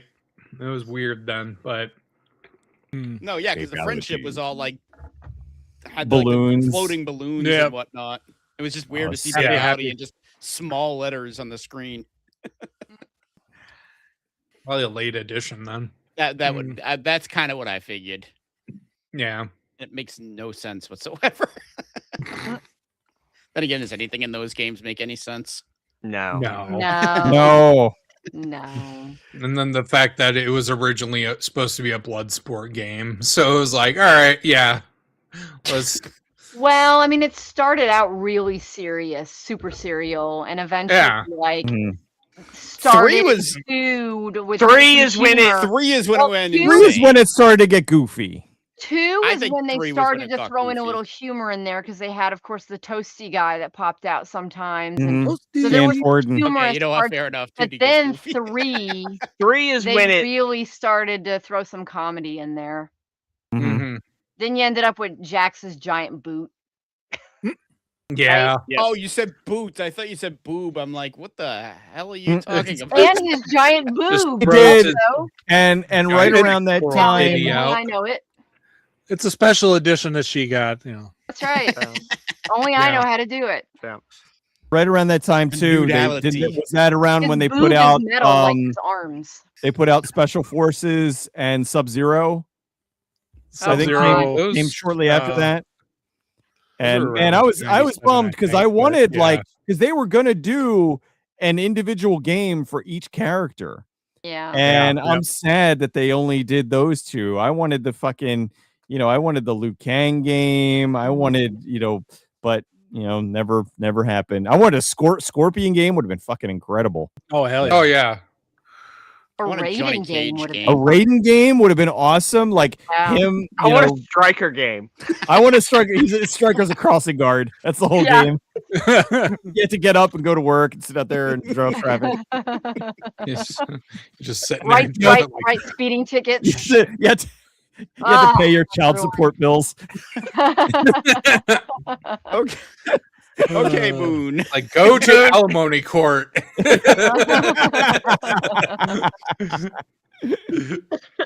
Moon, what do we got for 3?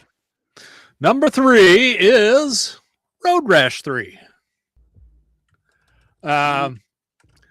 Back in the day when I was still in the military, Road Rash 1 and 2, we played the hell out of those games, left and right. And so I was out of the army at this point, but picked it up and still enjoyed the hell out of it.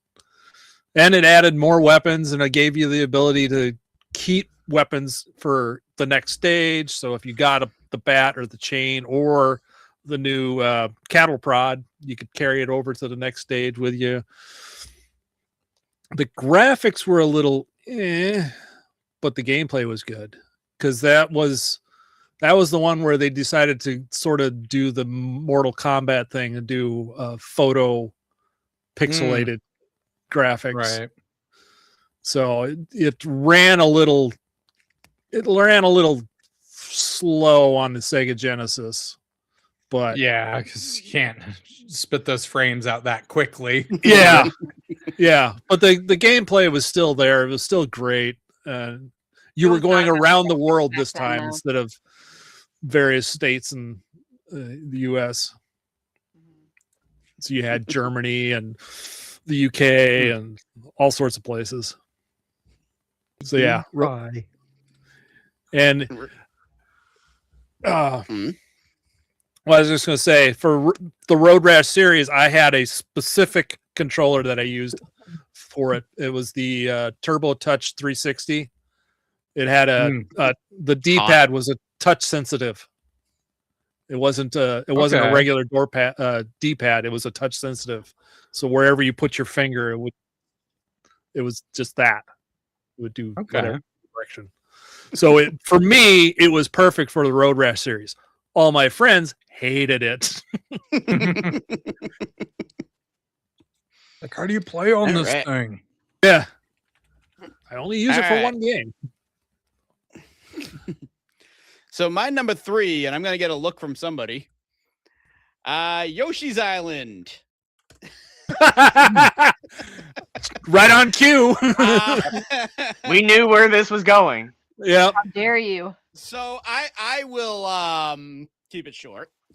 How motherfucking dare you? Again, I have a feeling this will be talked about. How do you take her stuff? No, Yoshi's Island is a very, very fun game. Better than Mario World. I don't care what anybody says. I would agree with that. Blasphemy. No, I would Much agree with better that. than Mario World. Much better. Blaspheme. Has very creative boss battles, very creative levels in general. Actually, I want to go back to the boss battles because it too has one of the best boss battles of all time with Raphael the Raven. How they accomplished that on Super Nintendo, I don't know, but they did. If you're familiar with the fight, you know what I'm talking about. So, and again, like I said, I'll keep it short. Mario World, like with the first Mario World, it did like reward you for exploring, finding different paths and whatnot. This game doesn't have like alternative paths, but it rewards you much better than Mario World did with the various different collectibles and an incentive to keep going back and 100%ing every single level, because then you get to unlock more bonus levels that really test your ability to play the game, because they were a lot harder than the traditional Oh my levels. god, they were so hard. I will stop there. But I'll pick up where you left Yoshi's off Island, when we get there. Yoshi's Island, phenomenal game. All right. Now for the game that is way off everybody's radar. Oregon Trail 2. Whoa. They made a sequel? Yes. They've made several sequels. And and they like did a remaster not too long ago. Yeah. Oregon Trail 2, it has that mid-90s FMV feel. Yep. Every time you stop to talk to somebody, there is somebody attempting to act like they're in one of those Civil War reenactment villages. It's just fun. Like, side note, I haven't really played this, but I watched Meat Canyon play through this recently, and I was just like, "Oh my god, this is hilarious!" It's hilarious because it's Meat Cannon. It's a YouTuber. Well, I figured I didn't think you were watching an actual Meat Cannon. It's Meat Cannon's great, by the way. I think I saw it on It's Pornhub. not canon, but young. Yeah, The Meat Cannon. But like, yes, and I had Amazon Quest as well, and there was also Yukon Quest as well. Wow. I think that's Sierra. Okay. Sierra made it. Holy shit, Sierra I played Online? this game. Yes. It's fun. It's a dark I completely forgot it existed. I absolutely played this game in school. It's fun. Yeah, there was a thing about the Oregon Trail it's game. over at Mom and Dad's house. So probably Yeah, you get can play playing in on the a school. computer. But yeah, it's a great game. Check it out. It's hilarious. There was Amazon and you Quest. learn. You learn as you play. Yes. I approve. Teacher approved. Teacher Meat- approved. Meat Cannon did have a partnership with Bad Dragon, so That is true. Yes. I have to go and look up Meat Cannon now on YouTube. I got to do it on YouTube and not Google because I don't want to freaking. You don't want to find Cecil's meat cannon? Oh, canyon. It's Yeah, not it's so much of a canyon. cannon. I thought it was cannon. I thought it was cannon too. I tried saying that. Canyon. Okay. Yeah. Okay, this looks like a trip. I'll hold on to that for Yeah, later. and he does like all his animations are fucking hilarious. You've probably seen his animations and not known who Yeah. did it. Right. Probably. All right, Bridget. What's your number 2? Okay, my number 2 is probably the Sega Genesis game I've played the most, and it's Vector Man. Oh wow. Yeah. For one thing, the music in the game is fucking awesome. And it was just a really fun game. I enjoyed it a lot. The second one was good too. Trying to remember if I played Vector Man. Is that the one with the green guy with the freaking Yeah. I played it. Stretchy limbs. Yeah, I played a little bit of that. Yeah, same. Yeah. I didn't I play enjoyed it. I much. played the hell out of it. I had a friend I think it was one of those I that- didn't own a Genesis at the time, but I had a friend that had it and had Vector Man, and I went over and played like nonstop. Too busy playing Batman and Robin, another running gun game. Probably. But highly recommend. It's really fun. And the music is awesome. All right, Cecil. 2. Number 2. This is another PC game, Warcraft 2. This was I've never heard of it. Yeah, I don't think I think they Didn't know anyone did it. They It's stopped got a there. It's got a never- cult following. Yeah, a couple people played Couple it. people like it, right? It was not my first real-time strategy. That was Command and Conquer, which I do love, but I mean, showing this year, it was hard to put it on the list. But Warcraft 2 was the one that really like hit. It was fun. It was I would just play and I had one strategy: build up as big of an army as I can, and then just Zerg rush everybody. And it worked, but it was great. That's fun. Sounded like somebody was fapping. I think that was that Keith doing it? Was that a sound? No, that was actually Tracy's. I muted it on the thing and then unmuted it and it went away. Oh, okay. So. I thought you played like a sound or something. No, because I was rambling. Feedback. I did something type of thing. No, there's No, it some was just feedback on your microphone. Some feedback. Oh, but yeah, it was Warcraft 2, great. How's the Landmaster, Fox? Well, how is it? I think they Great, fucked like Flippy. 20 times in a barn. 20 times. Fuck. I wonder if I can get that. Enemy shield Yeah. analyzed. Never mind. yeah. World of Warcraft 2 actually was I played that the first time I ever played that was at a LAN party. Oh. You went to a lot of LAN parties, didn't you? I did. Mhm. But it was You had basically friends. I didn't have any of those. I was too young to go to LAN parties. I wasn't popular enough. Yeah, I did. I was at home just Get older. like playing my porn games by myself. But yeah, it was kind of funny because there was like only 3 people at the LAN party that actually had the game, so they found a crack and got it copied for everybody. Right. Oh, nice. Nice. Like even in the early 2000s, that was still pretty much the go-to for LAN parties. It was just like, oh, you don't have this? All right, we got a crack, passed it around, and it's like, Oh, all right, yeah. we all got it now. We'll just Yep. play a LAN lobby. Scamdar. I did that with Galactic Battlegrounds. I like Yeah. the Battlegrounds. It's a fun game. All right, Blaine. What do we have for 2? My number 2 is Chrono Trigger.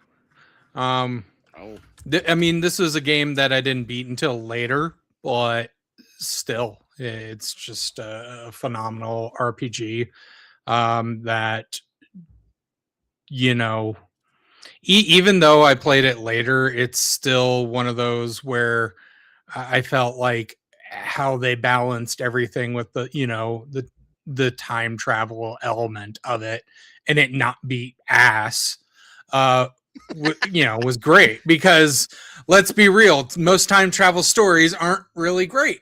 Like inherently, they don't always work out very well, and this is one that just it does it so well. The gameplay's incredibly fun. Like it was doing something that even games that I played later weren't doing, which was like the combo attacks that you could do with different characters, and fucking great music. Just yeah, it's a fucking stellar RPG that is timeless in my opinion. Wow. Timeless classic. So I think you can play it whenever, and it's great. I pegged it as your number one, so I'm kind of surprised. Yeah. It flipped. So what my number one is, and this flipped mainly because of a simple factor of one was played closer to when it came out, and I had a similar kind of just like, this is an influential game for me type of experience, but when I was younger, so it kind of hits just a smidge harder in that regard. So I really wish that I would have played Chrono Trigger in '95, but I think I was too busy with my number one. Yeah. For probably a year or more than that. Mhm. So I actually didn't play Chrono Trigger until much later. When I say much later, I mean like years. 10 years later. And then Oh, yeah, I don't same. know, other things came up, so I never got through it. I really do need to go back and play it. Yeah, Chrono Trigger was a late play for me too. I didn't play that right away. Yeah, but I think I played that in like 2 years after I played that when the DS version came out, so I played it again. oh yeah.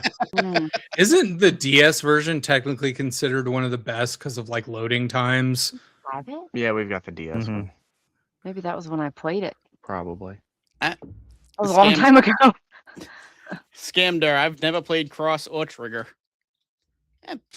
I'm not They're- either, and they're Neither on have my I, list. so don't feel bad. Yeah, I never Cross played is Chrono okay. It's That's why it's absent okay. from so many of our lists. We just haven't played it. Yeah. Hambar's played I- Oregon I Trail played it. too. But I can Just saying. I can recognize that it was Just saying. it's on a lot of people's like favorite game ever. Oh, or yeah. least Chrono favorite. Trigger, So I yes, mean, it I is. can recognize it for what it is. I'm sure it's probably all that and a bag of potato chips. I just have to get to it and play it. I Yeah. think when you finally do play it, I think you'll really enjoy Yep. it. Yes. It is right up your alley. And one of the characters has sex with a robot.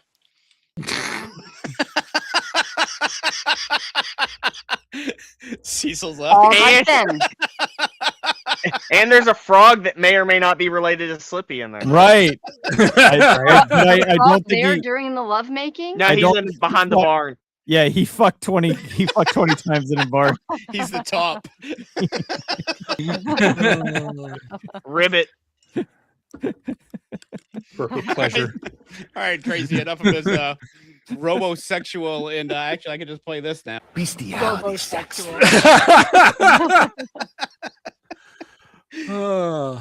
Okay, number 2.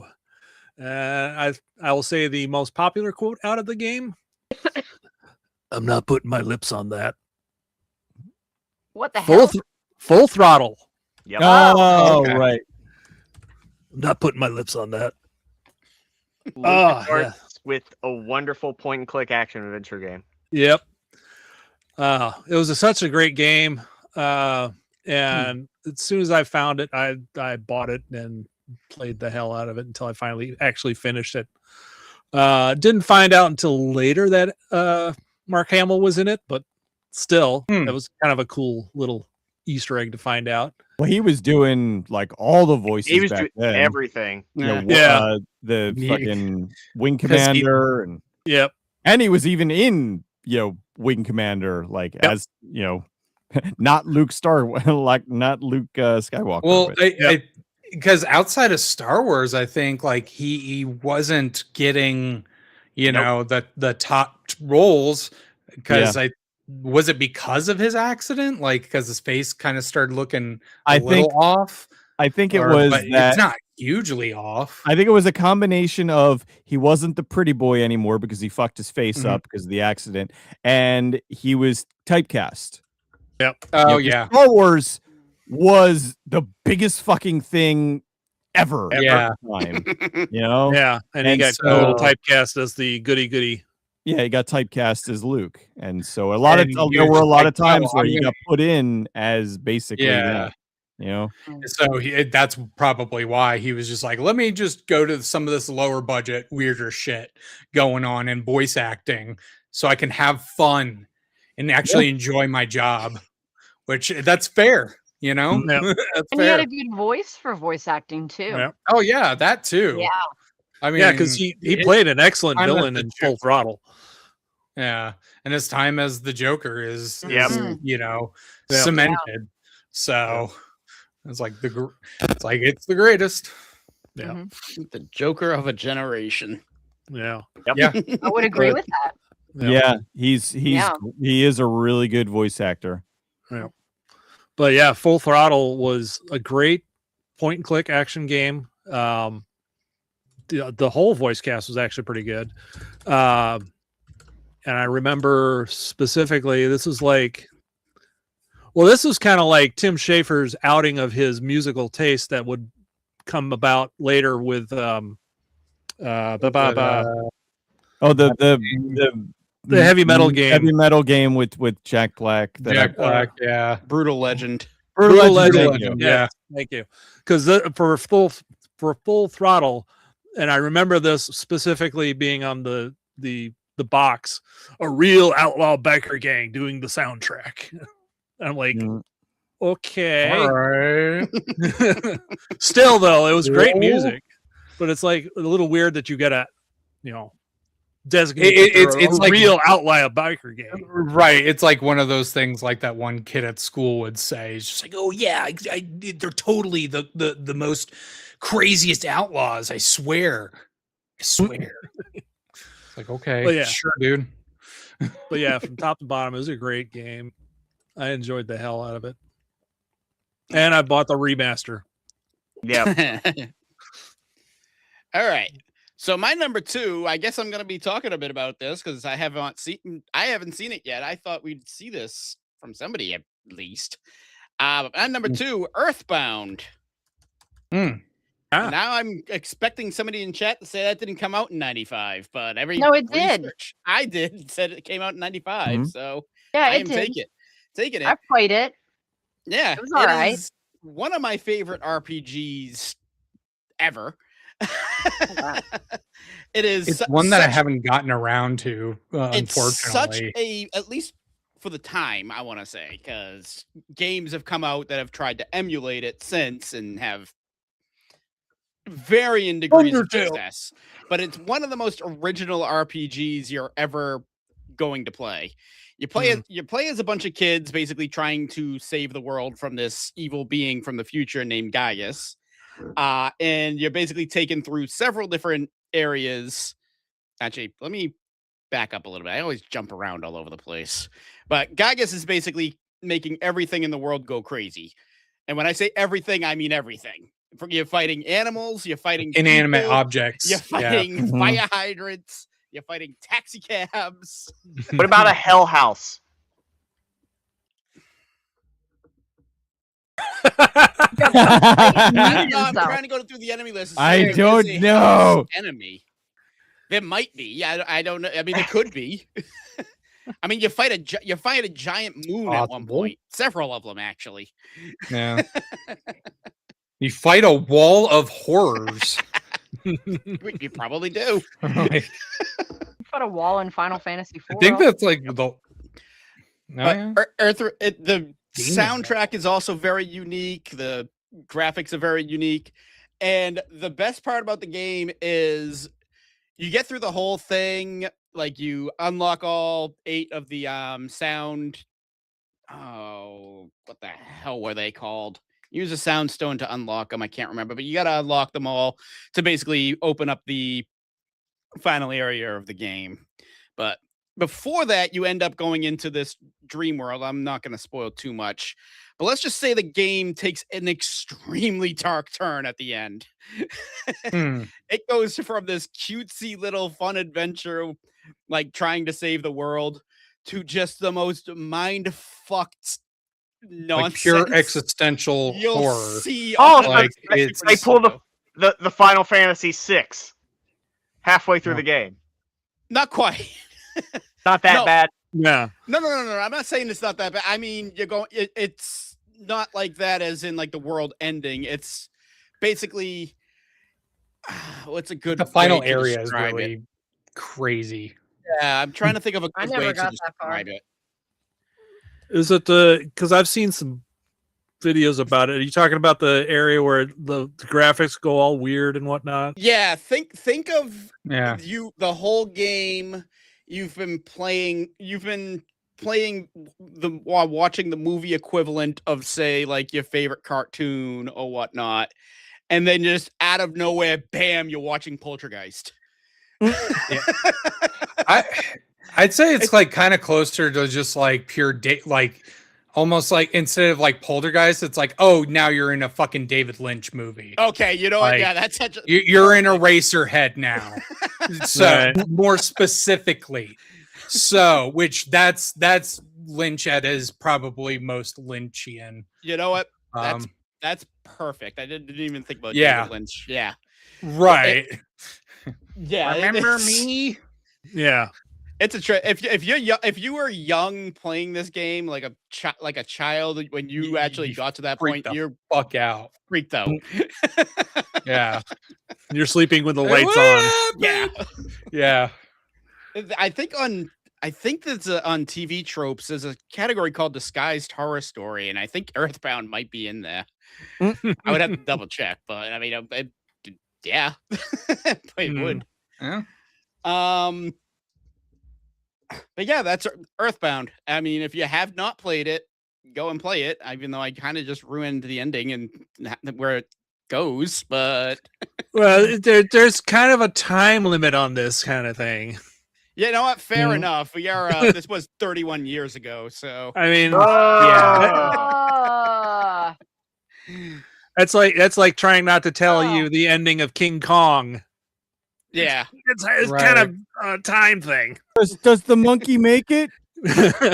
Yes, Sure. he makes it. Sure. He makes it. Oh, good. I was He's a worried. big to the ground. star in America. I was He's a big upset. star. He Oh my made it in the God, industry. Acting lessons. I was wrong. It was just reminds me- all Planet of the along. That just reminds. Planet of the Apes. that I'm reminded of a Penny Arcade comic strip where Gabe is Flippy Toad. no. Did you do something in the barn? Gabe is talking about how he was disappointed at the end of King Kong, the one with Jack Black, about the ape dying at the end and King Jack Kong Black dying. was alive at the end. Yeah, and Survived. and Tycho's like, "What do you mean you didn't know he died at the end? That movie is older than dirt." Here, I've got another plot to ruin for you. Jesus Christ! At the end, he dies. You son of a bitch! I had no idea. It's like, God damn it. And Titanic, at the end of the movie, the boat sinks. Well, that was they had the T-shirts. The boat sinks. Get over it. Like Yeah. They just like released that's more cringe than the fucking movies. Yeah. They just released speaking of Jesus Christ, they just released a Jesus Christ Oh, yeah. walking simulator game on Steam. Yep. Yes, I am Yeah. Jesus Christ. Perfect time for it I've to heard come about out. this. I've not Oh. seen anything about it, but And I somebody's heard like- it came out. Played it. And He was somebody's giddy. comment was like, I just seen really wanted to videos. play. Oh. Yeah, Funny. I really wanted to play the game, but they spoiled it for me last Sunday. There's also not the simulator game. There's also a fighting game where Mhm. Jesus Christ is one Fight of the Gods. Yes, Fight of Gods. I think I have that. I think I've I'm seen or it's clips on- of it, and Yes. it's just so terrible.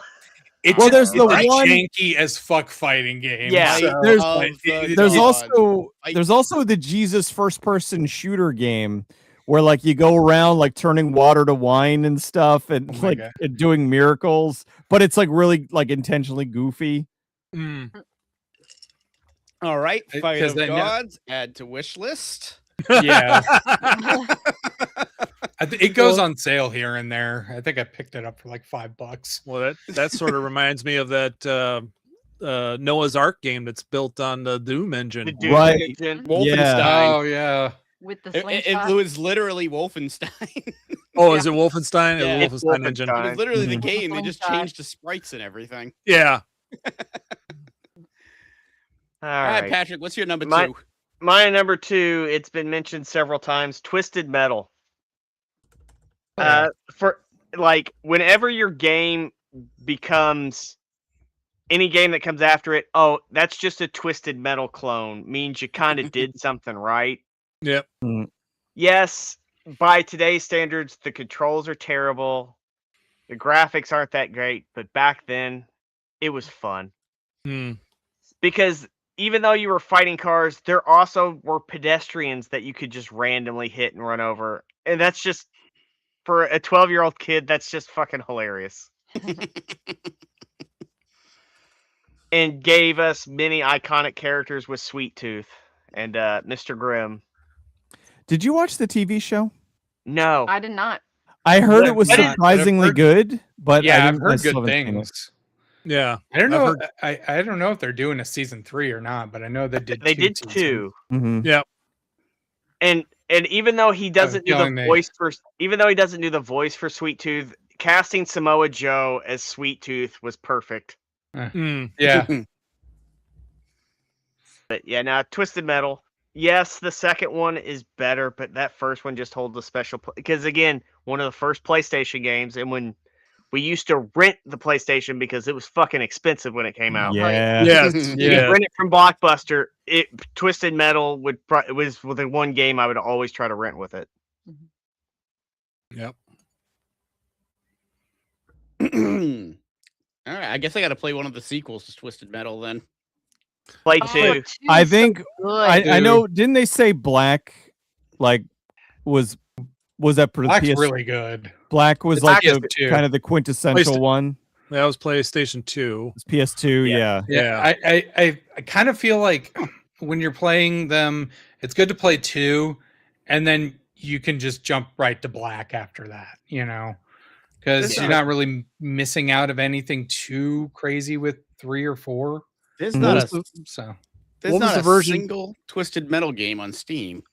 Wow. Well, it's a Sony Yeah. property. It's Sony. Yeah, Yeah. but there's other Sony Yeah. properties on Steam. Yeah, That's but why I'm they're weird confused with by that. it. Sony's Yeah. weird. Yeah, and they're now stopping that entirely. Yeah, I know. Yeah. PC releases for their single player games because it doesn't make as much money as we thought it would. And it's just like, fuck you. Okay. hmm We'll see what happens Buy our- when the Steam buy our box comes system up. is basically what that Mhm. means. Yep. All right, we're going to soundtracks now. Woohoo. Soundtracks, then worst, then one. Okay. Well, soundtrack for me would be Super Mario World 2 Yoshi's Island. Who would have thought it? But 3D What a- Space what a- Cadet Pinball had a pretty good soundtrack. It was just sound effects. Yoshi's ding, Island ding, had ding, ding. some of the most upbeat and happy music ever. Some of it just makes me so happy. Keith knows what I'm talking about. Touch Dizzy. The what's the name? What is Correct. it? Touch Fuzzy, get dizzy. Farting out freaking giant white puffballs flying through the air. Oh, yeah. And Yeah. that song, that was the song that always got me. So good. And then it's all fucked up when you fart out a white fucking puffball. Mhm. Yeah. It's kind of warped. Yeah. But beautiful music. Seriously, like hits me right in the feels. Sure, you'll talk about that soundtrack a little more later. Okay. Yeah, in the worst game, right? In the worst game, Oh, yes. I'm gonna go ahead and say it. If any of you put Yoshi's Island as your worst game, I don't like these anymore. Let's see. I still need a worst game, so Please do not put no. Cecil, what is your soundtrack? Just for the bit. My soundtrack, I think I'm probably going to be the only one to do this one, is a game called Total Distortion. It is from a company called Pop Rocket that did a really neat little game called Spaceship Warlock. It is a guitar battle game that is a you're playing as like a video producer, and it's got a really cool like rock soundtrack. It's a lot of fun. It's very weird. It's easy to play. And it's good, and they're yelling for me, so I'll be right back. Oh, okay. All right. Cecil, somebody broke the TV. Hey, yeah. TV's broken again. Can't find the remote. All right. Blaine, what's your favorite soundtrack? So I'm gonna go with Chrono Cross. Trigger? Just mainly Chrono Trigger? Yeah. Why did I say? All right. Because it's 12:22 Yeah. 12:22 a.m. Well, Chrono Jäger. It's less about the time for me and more about certain other influences. I was gonna say how much you you know, left in your. I'm saying. No, I'm how much is saying. left in your little smokestack there. Understood. Yeah. What's Chrono Jäger? Chrono Jaeger? That's like a Yeah, Jaeger bomb. Yeah. Jaeger? Yeah. Well, it's like yeah. But It's like a Jaeger bomb, but less 12:22. Time traveling. Right. Chrono Trigger. Exactly. Be careful. AKA, I don't know, salvia, I guess. If you want to talk about shit that makes you time travel. Am I the only one that's like wide awake and jumping around? Jesus. Yeah. Well, you also got some, coffee.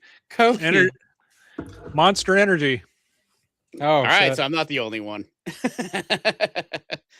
Anyways, do you have anything else to say about Chrono Trigger? No. Chrono Trigger, I mean, other than it's just a soundtrack that always complements where you're at and what you're doing very, very well. And is just, I don't know, like an example of them utilizing Super Nintendo's capabilities to their absolute best. Because I mean, yeah, sure, like the anime cutscenes and like the later releases also have pretty good music, but it's a highlight of the stuff that is playing while you're actually playing the game is what really stands out and is just like it's just a good listen. It's simple when it needs to be, complex also, just very much right place, right time kind of soundtrack. It was very, very close to being mine. Yeah.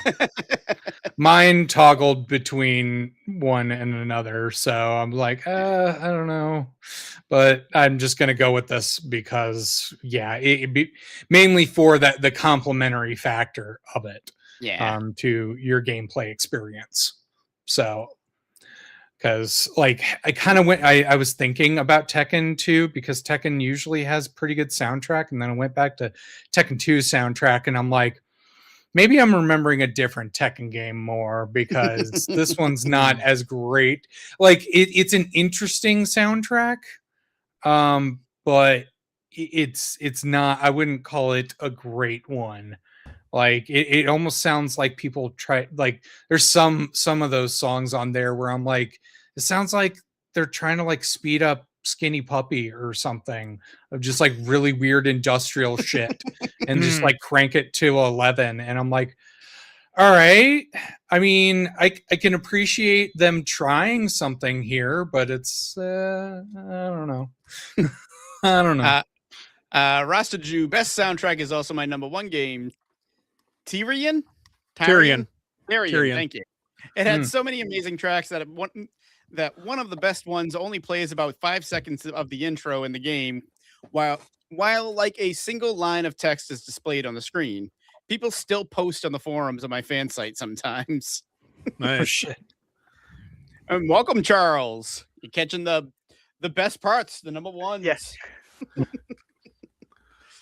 And the he didn't want to sit through And all the soundtracks and the random- worst. Yeah, he didn't want to sit Yeah. through all the ramblings of Phantasmagoria. Phantasmagoria. We only spent. It was only like a half an hour. What are you talking about? It only was half all an gold. hour. All gold. I could have OP'd the thing and pulled the lever and it's no way Ugh. any moment. But that was a very interesting conversation. I was just gonna let it play. Yes. So Moon, what do we have for a soundtrack? So I kind of bounced back and forth between two games because they both had good soundtracks, but for different reasons. At first, I was going to go with Aquanauts Holiday because it's a very relaxing soundtrack. But when you find weird things on the ocean floor, it becomes a weird soundtrack. But I ended up going with Full Throttle because it was a hard rock, heavy metal. Love hard rock, heavy metal, and it was a really good soundtrack for the game, and it fit perfectly for what they were trying to get across. And it was a band I'd never heard of before, so it was like, cool, I got a new band to listen to. What was the band again? I don't remember. Alrighty. That's the worst part about it is I don't remember the band. But I was actually thinking of asking the same thing. I'm like, I could use some new music. This unknown rock band called Motorhead. Yeah. Never heard of them. Oh, all right. The cool thing is there is a game out there that not only added Motorhead to the soundtrack, but made an entire DLC as Motorhead. It's a game called Victor Varan. It's a sort of a Diablo style game. Interesting. And one of their DLCs is Motorhead Through the Years. Huh. That's cool. But yeah, Full Throttle. And Bridge, did you say you were looking up that for me? No, I was saying it could be found out in a quick Google search, though. Yeah. Because I thought I had. guess I'll not be lazy. Thank you. The host would do something like out because I can't use my browser because it's streaming. Full Throttle. I thank the Lord each day for the apocalypse. Great song. Composer Peter McConnell, the Gone Jackals. Gone Jackals, that's it. Thank you. Okay, thanks. Yeah. Yeah, I knew once I heard the name I could remember it, but yeah, Gone Jackals. It's probably their biggest claim to fame was that soundtrack. All right. So my soundtrack, and I'm gonna take back what I said about a previous list I made. I made a comment on my Mega Man list about how nobody can use the Genesis sound chip very properly. I take that completely back because apparently Jasper Kidd can use the Genesis sound chip because Batman and Robin is my favorite soundtrack of the 1995. It was almost Chrono Trigger, but I was playing the two back and forth and like which one I was going back to, and I just found myself going back to Batman and Robin more. It's an industrial sound that I think I said it would make Trent Reznor proud. All right. One of my, again, I talked about the boss battle earlier with the Mad Hatter and being one of the best boss battles ever. The music in that also complements that well. It starts out with a bumping theme, and then when the battle actually starts getting going, the beat just drops, and oh, it's such an experience. It also has possibly the longest song for a title screen ever at about 10 minutes. Oh, man. Wow. The title screen is literally a 30-second loop, and the song is 10 minutes long. But it's such a good song, though. You don't even realize you've been sitting there watching the loop for friggin' 10 minutes. Wow. I'm trying to think of the other songs that are like really like. I mean, the whole Mad Hatter sections songs are really great. The first areas sections are really good. The Joker's stages. I don't remember much about the Two-Face ones though. So, and then the final level is literally just like one screen, and then you fight Mr. Freeze. But no, Batman and Robin is a great game with a great soundtrack. Definitely give it a listen. What about the movie? What do you think about the movie? Fun to watch with friends. True. It's a movie. The commentary is great because it's Joel The Schumacher apology. apologizing the whole movie. Oh yeah, I could see why people might not like that. Taking the blame. I remember one scene specifically. I think it was when they were like standing by Alfred on his deathbed, and Joel Schumacher just goes, "Look, I know everybody blames the writers and the actors, but no, at the end of the day, you have to blame the director. I take full responsibility for that." All right, Patrick, what is your favorite soundtrack? My soundtrack, and I'm going to use the official title of the name of the game. Super Mario World 2 Yoshi's Island. No. That's the official title. No, it is Todd McFarlane's Spawn, the video game. Ah. I can't fit all that, so I'm just going to do Just Spawn, put the video Spawn. game. But that is it is the equivalent of Street Fighter, the movie, the game. It's the game is not good in any way. It looks really good and it sounds really good, but it doesn't play very good. But the music fits what you would think a Spawn video game would be. It's that gothic, angsty music. It does have a Castlevania feel to it in certain points, and it's just a hidden gem of a game for its soundtrack. But the game itself is terrible. It looks nice. Gothic, angsty weirdo. So yeah, Spawn. Todd McFarlane's Spawn, the video game soundtrack. You gotta make sure you put Todd McFarlane in there. Yeah.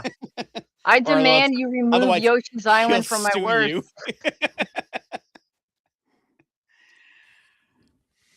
TM. My words is not Yoshi's Island. Thank you. Okay. Are we at worst now? Are you done? We are at worst. Gothic, angsty. Yeah. Okay. He was a sad teenager, so I get it, but whatever. All right. Worst. I couldn't just pick one, so why don't you just put down Virtual Boy's entire library? Oh. Putting out Waterworld. Waterworld. Virtual Boy's entire library. If you want me to pick one, I will. Mario Tennis, sure, but everything for that system was awful. Everything was red. I resent Everything caused migraines. It was the worst experience ever, and I'm And so you glad can- I never, shelled out the money to buy it. Wario Land is quite the game. And now you can Tetris is get quite it the on game too. You can get it on the Switch. Yep. Yes. Wasn't one of the boxing games supposed to be pretty decent? Oh god, they're all awful. They're unplayable, or they were for me anyways. I get a Wild headache World. after like 5 minutes. Mm-hmm. They were completely unplayable for me. Whatever that space game was, where the mountains were the same texture as the ground. Mm-hmm. Right. Red. Yes, Yeah. red. All the- red. The texture red. The, Yeah. the pinball game was good too. There was a better pinball game that came out that year, Tracy. Called Space Cadet Pinball. I may have heard of this. Wario Land is a good game. It system. was just Good unplayable game, for wrong me. system. I Yeah. couldn't. The Tetris game was pretty good too. I, don't I like the just Tetris got game on really, that, really bad headaches after about 5 minutes. It Which just is I fair. couldn't. which is also why those games should not have Mhm. been on Yeah. those systems. And Wario now you Land, can get those headaches all over again on the Switch. I'm not going to be doing that. I haven't played them on the Switch. Are they red on the Switch? Yes. Yeah. So but the you can direct- change Why it is to that- other colors. You can. Okay. Well, But that's you good. can get a cardboard and you can get a plastic recreation of the headset also to play it. Yep. You want to? Interesting. Yeah. right. Apparently on the LCD screen. I it's not know people nearly as that bad, have. really. I know people that have it. Well, I specifically Yeah, watched they're morons. I follow a guy on YouTube. He's a collector, and he specifically got both because he wanted to see if the plastic version had parts that were swappable with the original, because he wants to repair some of his originals. He's got like 3 originals, but only one of them is whole. The other 2 are just parts. Gotcha. So That makes sense. Surprised he couldn't find them on eBay. You know. well, it's a little pricier on eBay. Yeah. Oh really? Yeah, that's true. There's not that. It's Yeah, it's 'cause cheap. there weren't that many out there to begin with. So Yeah. Nintendo was ahead of its time. It had a great idea, but it was too soon. Yep. Well, I still don't think Wait. that VR is there yet. Like VR is still like a thing. It's still novelty. You know, like Yeah. they need to figure. Like once somebody figures out holodeck, then then we're good. Right. But And we're right back now, to the 3DO era Oh of my games. god! But no, then Need we're to all call then we're Futanari. all like, Generate. what was that? No, what was that episode? Sex. What was that episode of South Park? Cecil just Where wants they- Honey where they Pop got on the stuck on in the a holodeck. dream? Right. if they- you're not they were if in- you're not sticking it in Audrey's pooper, what are you doing? Sticking it in Jesse's pooper. Sticking it in Or Ariel the Little Mermaid. But anyway, Jesse will let you on night one. I feel like once that happens, we'll all just be at home all the time, sitting down and in holodeck. Spanking it. Oh. Yeah. It'll just You be. might want to do other things like visit other countries, or And you know. spank it. Yeah, no, I would Spank no. it. No, I'm with you. Like I would want to do. I'd want to like go to outer space and do because honestly, there's only like realistically. There's only so much. Like I'm sure once it goes in the beginning, there's the everyone form is good, going. but, Yeah. Well, in the you know. beginning, everyone is going to be like, all right, whatever supermodel is popular at the time, I want to bone this person, you know. But Right. eventually, that's going to get old, and then people are going to be like, all right, well, what else can I do? Oh, I can go to outer space. I can go bone B. Arthur now. I'm gonna go bone. What? I'm gonna bone Lumpy, the Lumpy Baka. Flippy Toad mod. Oh no. Here it comes. Slippy Toad Barn mod. Sorry, punk.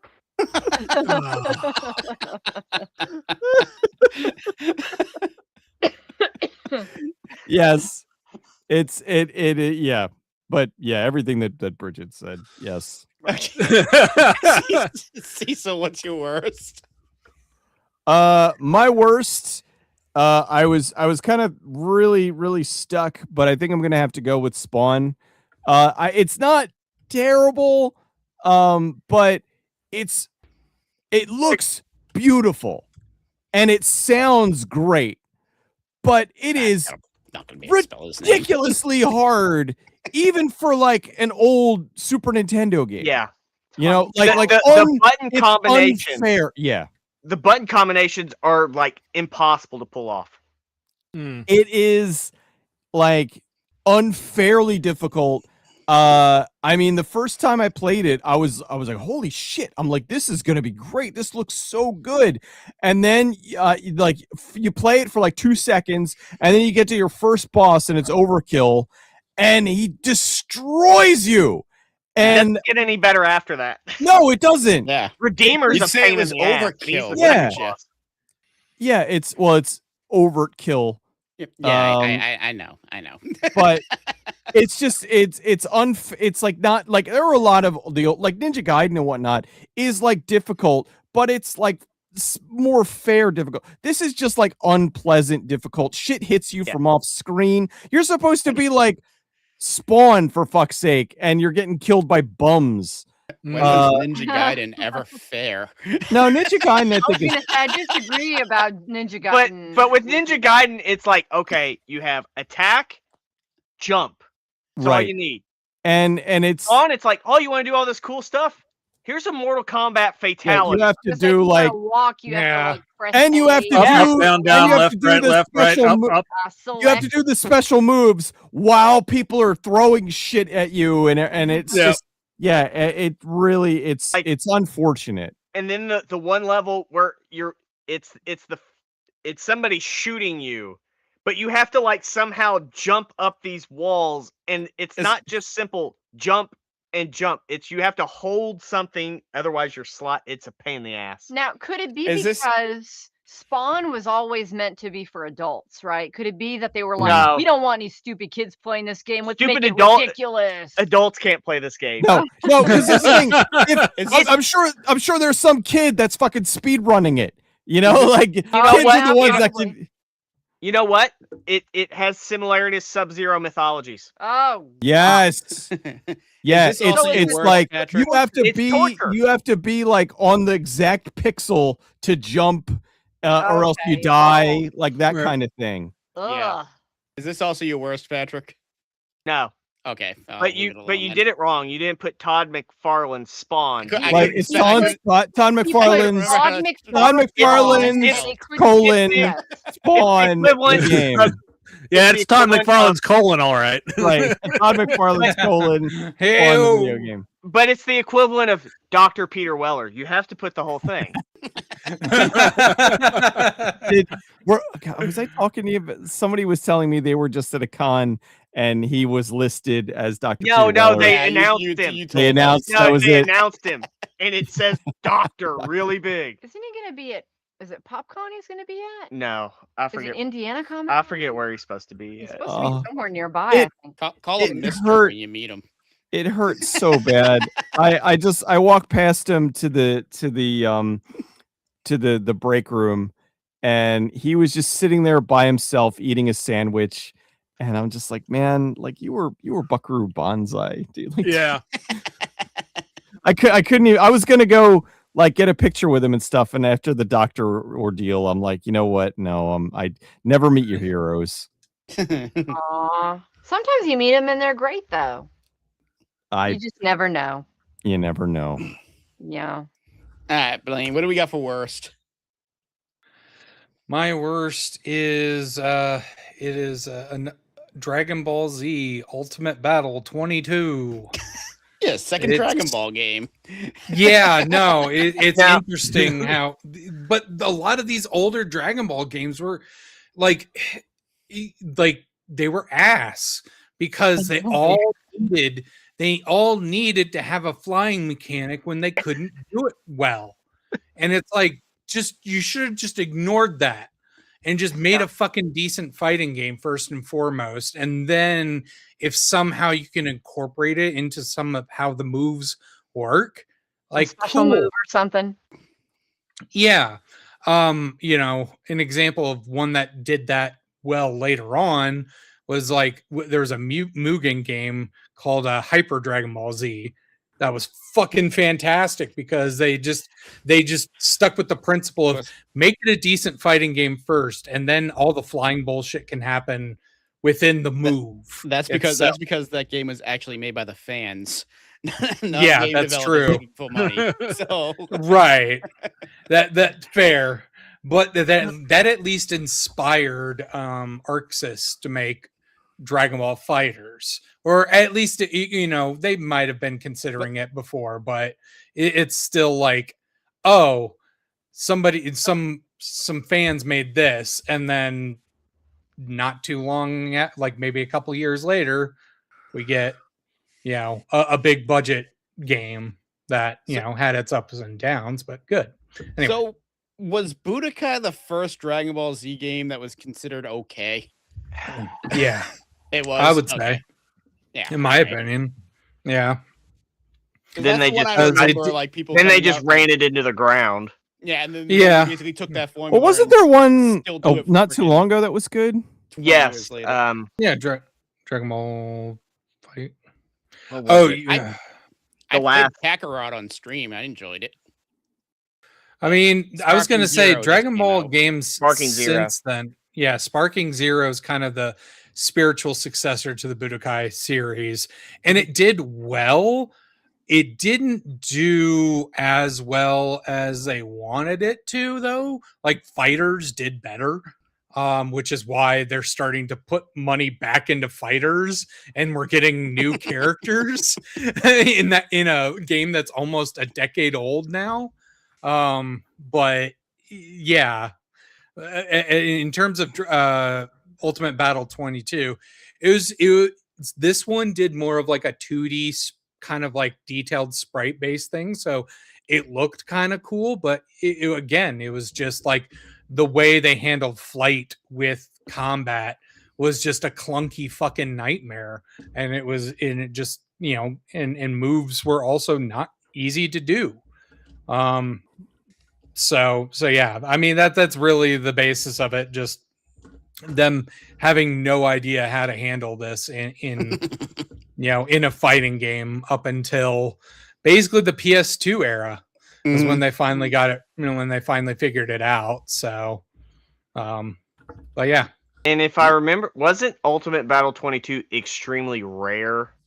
Yes, that as well. Like to find a PlayStation version, like I think you had to import it, I think. Yeah, because I had to play it at, like, I was in middle school and I played it at this little like game shop that would, like, this little mom and pop game shop where you could also rent out systems in the back and play. But you do that, and yeah, that's where I finally played that, and because I had heard it was the infamous Ultimate Battle 22, and then I got my hands on, you know, played it in that shop, and I'm just like, this sucks. Yeah, this sucks. I don't like this at all. And basically, like the dudes that were running that place, they're like, yep, that's kind of how a lot of them are. It's like, the whole don't be crap. your heroes. Don't play play those games that that are just rare for the sake of they just probably didn't produce enough because it sucks. There's a reason why. Yeah. All right, Moon, what do we have for worst?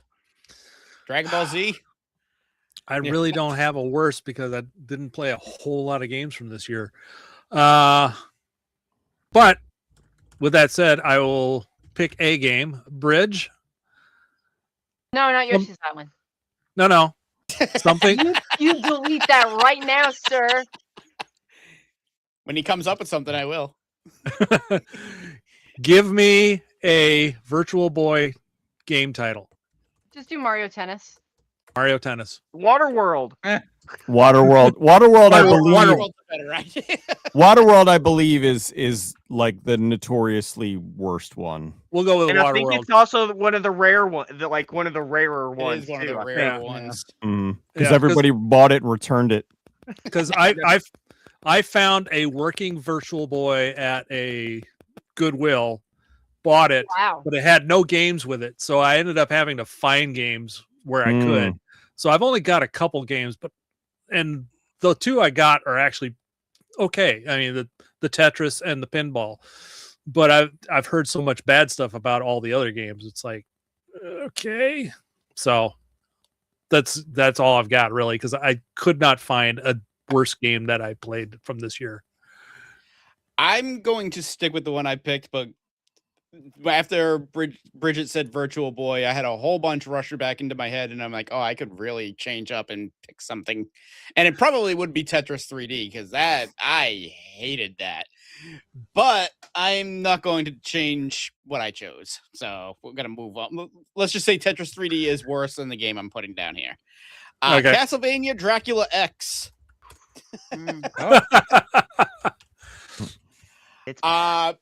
Basically, this is essentially supposed to be a port of Rondo of Blood, but everything that made Rondo of Blood good is stripped from this version. They changed all the levels, so the level design is way worse. They got rid of Maria, who is fun as hell to play in Rondo of Blood. I personally, I know a lot of people say otherwise, but personally, I'm not a fan of the music in this one when compared to Rondo of Blood. I don't think the Super NES sound chip is nearly as good in this case as the PC engine. What's that? What'd you say? He's agreeing with you. Yeah, no, it's a terrible port. Yeah, it's an awful. I was looking to see his reaction. No. This wasn't. This one's bad. No, this I watched his face for his reaction too. Yeah, no, this one's bad. And for some, now the final boss fight in Rondo of Blood isn't difficult.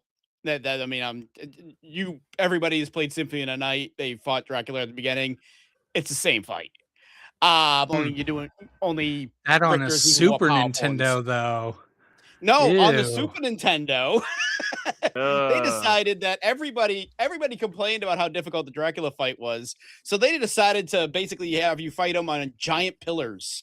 Yeah, that are all different sizes, and if you even get hit once by Dracula, you're dead because you get knocked back into the pit. Okay. So they didn't make it hard enough in the first game. No, the original one wasn't hard enough, so they were like, "Oh, well, yeah, we'll see what we do." You complained about it? Yeah. You dare complain about this? Thankfully, This was a masterpiece. Harder for you. Thankfully, the PlayStation Portable version of Rondo of Blood, they did change that, and they gave Dracula a third form, which was actually difficult, so they didn't freaking just make it pits. But yeah, speaking of pits, that's this game. And I didn't play it. Like I played it enough to know that I fucking hated it. I never actually beat it. And I don't quite remember. Are there alternate paths in this one? No. Okay, I don't think so. They got rid of the alternate paths too. So on top of getting rid of one of the playable characters, on top of like butchering the soundtrack, on top of butchering the level design, it's just not a fun game. And I tried when we did our list, I tried to give this game an honest shot, and I think I got to level 4, and I had it. I was like, I can't play this anymore. Like, nope. This isn't. I'm not having fun with this. This is awful. Yeah. Anyways, Patrick, what do we got for worst? Mortal Kombat 3. I will agree with that one. How do you have a Mortal Kombat game without Scorpion? That's like having a Street Fighter game without Ryu. Yep.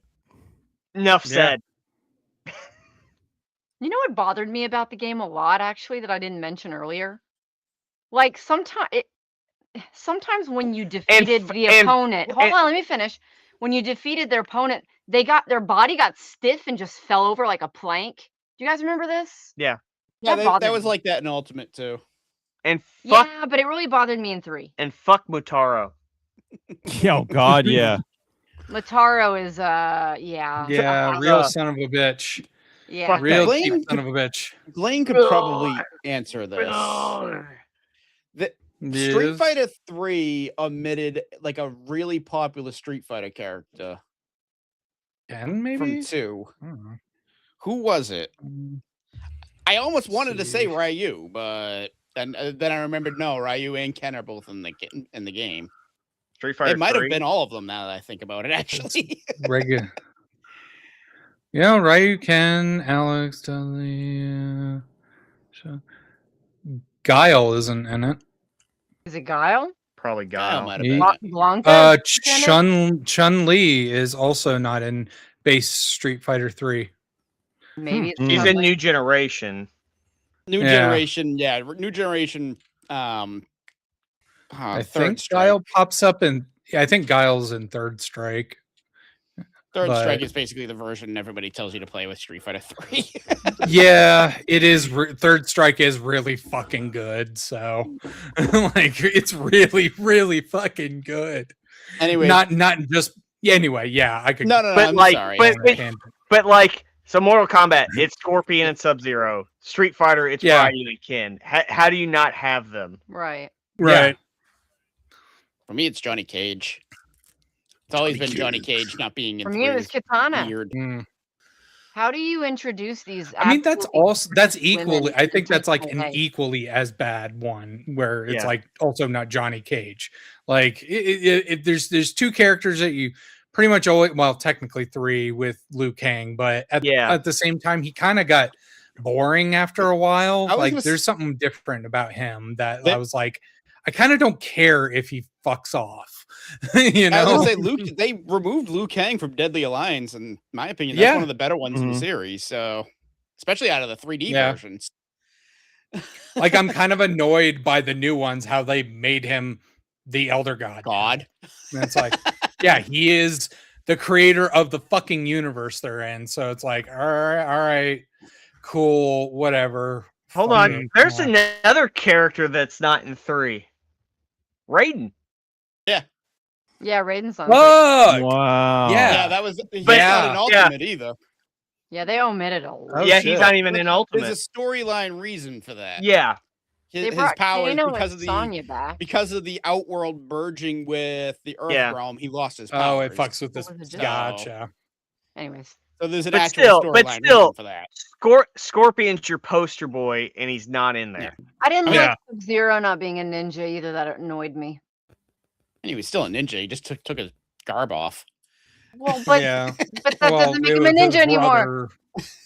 Yeah, it didn't have the full. And that they didn't have alternate. They didn't have any alternate costume or anything. So it was just like, and it was in Trilogy that we finally got the mask. But it was like you had two that you picked. Were they two separate characters on the board? Yes. Okay. I forgot what the difference they were. Probably moveset, honestly. It was moveset. Oh yeah, because one would just basically just be snatched from two. Now I'm three touches. I'm going to try to be quick because I know we're running really late, but I do have one question. Worst Sub-Zero design, the Sub-Zero in 3 or the Sub-Zero in Deadly Alliance, where he dressed up like a Shredder? Yeah, I didn't like the Shredder Sub-Zero. I'm gonna be honest. That one was the... There's a cheesiness I kind of like about the Shredder design. like there's something about it where I think it popped up in one of the later ones that went back to like the 2D fighting plane, where they used that, or they kind of came back, and I was just like, haha, yeah, that's great. Because it's so goofy. I just find it hilarious. But anyway. Alrighty. Now we all get to take a break. Yeah. Smoke them if you got them. It's going to be a rant. It's not. I'll be brief. You don't have to be brief. My number one is Yoshi's Island. You can talk as long as you want. I knew that this game was going to be special the first time I ever played it. That's all I got. No, I'm kidding. April Fool. Yeah, no. I love the relay race between the different colored Yoshis on the way to rescuing baby Luigi. Baby Bowser was awesome. My favorite boss fight was Prince Froggy, when he swallows you and you're basically in his stomach and you have to like shoot the egg. Yeah, you gotta like his fucking Adam's apple or his little not Adam's apple, the thing that dangles in the back. And there's like little like stomach bile and stuff coming down to try to like hurt you. That's nice probably my favorite. A nice touch with that boss fight is as you take his health down, more of those drops pop down on the thing, basically showing that you're bothering his stomach. Yeah. And that would fuck me up as a kid too. Like I was just like, oh my God, the fight's getting harder. Yeah.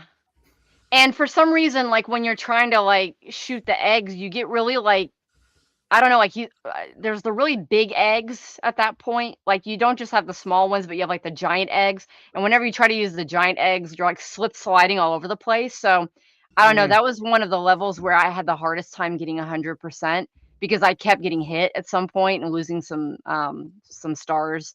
But that was probably my favorite boss battle in the game. But levels, I liked the snow levels. where you had to ski.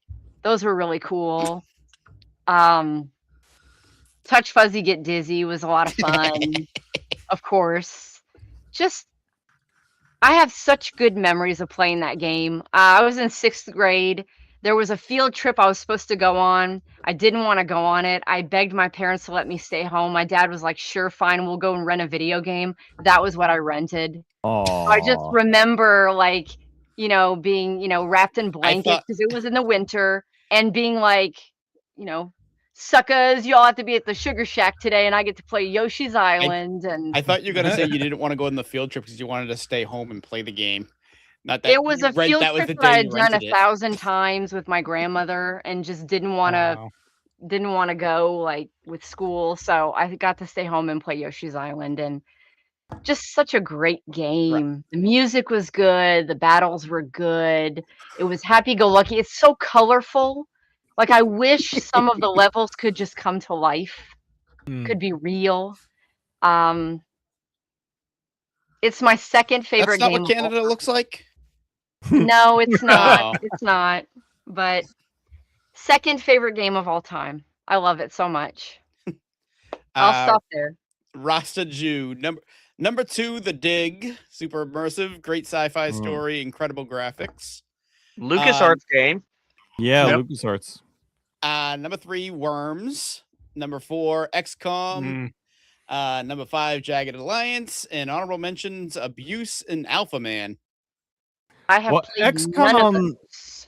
in 1995, XCOM Terror from the Deep was out, not the original XCOM. Yeah, that's what he said. I didn't That's say what he Terror. said. I was okay. going quick with it. You Yeah. skipped the okay, yeah. Terror from the Deep was the sequel. Terror from the Deep was that was He was underwater. referring to Spawn, not Todd McFarlane Spawn. Yeah, I was supposed to say the whole thing. Right.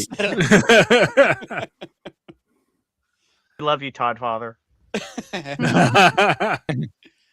And the other number 1, I think everybody predicted. Go ahead, Cecil. I know what you're Not thinking, that. and it's not that. It's Shaq Fu. No, it's not Shaq Fu. Although I really did want to talk about. I was going to put Shaq Fu on my worst, but then I was like, you know what?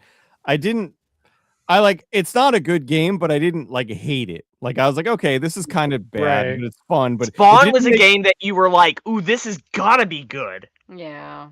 and it made me You mad. get so horribly disappointed. Where Yeah. where Shaq Fu, I was like, oh, this is probably gonna suck, and I'm like, okay, And you were it right. sucks, but it was like fun. It was like bad, but it was like because in between stages, like Shaq would like talk smack. He'd like, you big dummy in a cat costume. Yeah, man. You know, like Shaq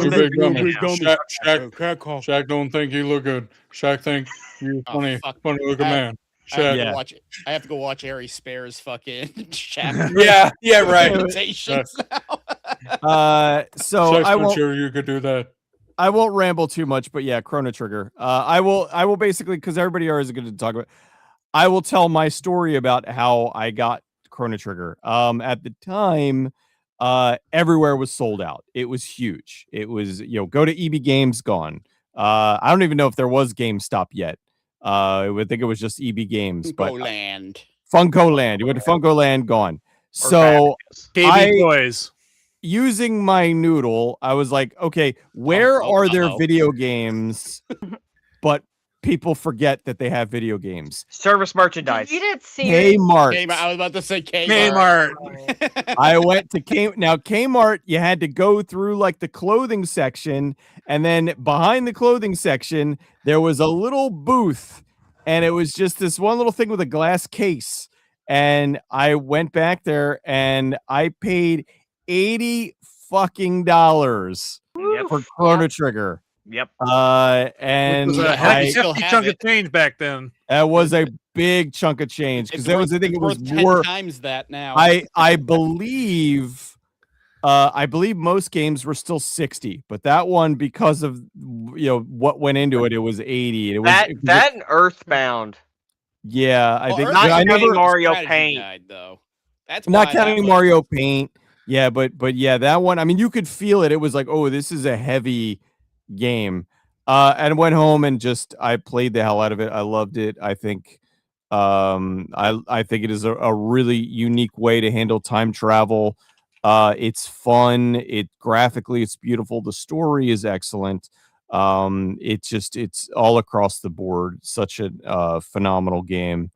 I love it dearly, and I think it deserves all the praise. It is definitely like one of Square's like greatest triumphs that they were able to make that back in the day. And I honestly don't know if they have it in them to make a game that good anymore, really. No. They're not the Especially same company right even now. a little bit. Like, you know. they're in a very peculiar position right now because yeah, just some of the stuff they tried to bet on didn't quite go through, and all some of the they tried to AI do NFTs for crying out loud. NFC, yeah. It was like, dude, y'all just screwed the company by doing that. Yeah, and like, letting they have allowed Capcom to kind of take over as, I mean, yeah, I'd probably say that at this point it's up in the air. I would say between Nintendo and Capcom for like the top Japanese developer right now, and company.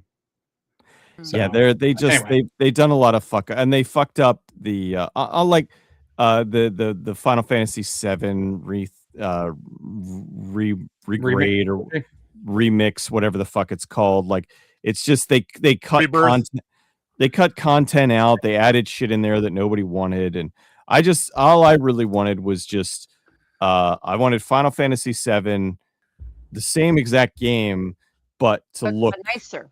But nicer, yeah. And what they gave us was a whole bunch of other horse shit that I personally, I know it sold a lot of copies, but so they should have called Capcom and like, hey, you did really good with this Resident Evil 2 remake. Tell us what you did enough, but still stuck to the roots. Exactly. You just it's like if they would have done I would that definitely say with Final Fantasy VII, just basically do that with a new paint job and like adding in some stuff that more clear. Make it just give it a little bit extra polish. And it's funny because those aspects from the original story in the remake trilogy are more more clear, but at the same time there's also the extra stuff that they have in there. And granted, like I don't not enjoy it, like I kind of like it, but at the same time I could definitely see where it's just like it's a little much. It is a little much. Like the remake.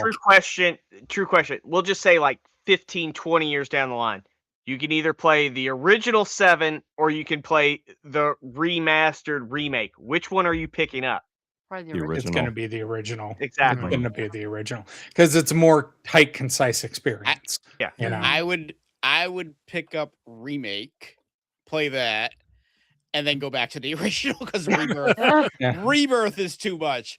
But I love the fleshed out Midgar experience that remake does offer. Ignoring that is true. Ignoring how I was gonna say the ending is where it kind of that's where it starts to go into like the cyclical nature of all of it and touching in on the rest of the Final Fantasy history even beyond that is what starts to come into play at the very, very, very end of remake, and basically finally start to kind of tell you what this whole thing is about, is like breaking the cycle, so to speak. But that's the aspect of it that's kind of getting up its own ass a little bit, frankly. But I don't know, every now and then I kind of enjoy stuff like that, but again, I could say I can understand where that's like I didn't need my Kingdom Hearts in my Final Fantasy VII. Right. So just real quick to go back to Cecil's $80. I got curious and looked it up. $80 in 1995 is $171 today. Wow. So WWE 2K26 price. Okay, cool. I mowed a lot of lawns to get the money for that. You mowed a This lot is of why something. my dad took get us to that money. race things all the time. Mm. We couldn't afford that. Okay. All right. I think I figured out Blaine's number one after our conversations. But what is your number one?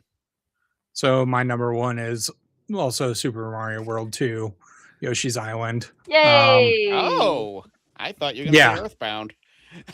No. That's I've a actually smart never guy played through with Earthbound. Great taste right there.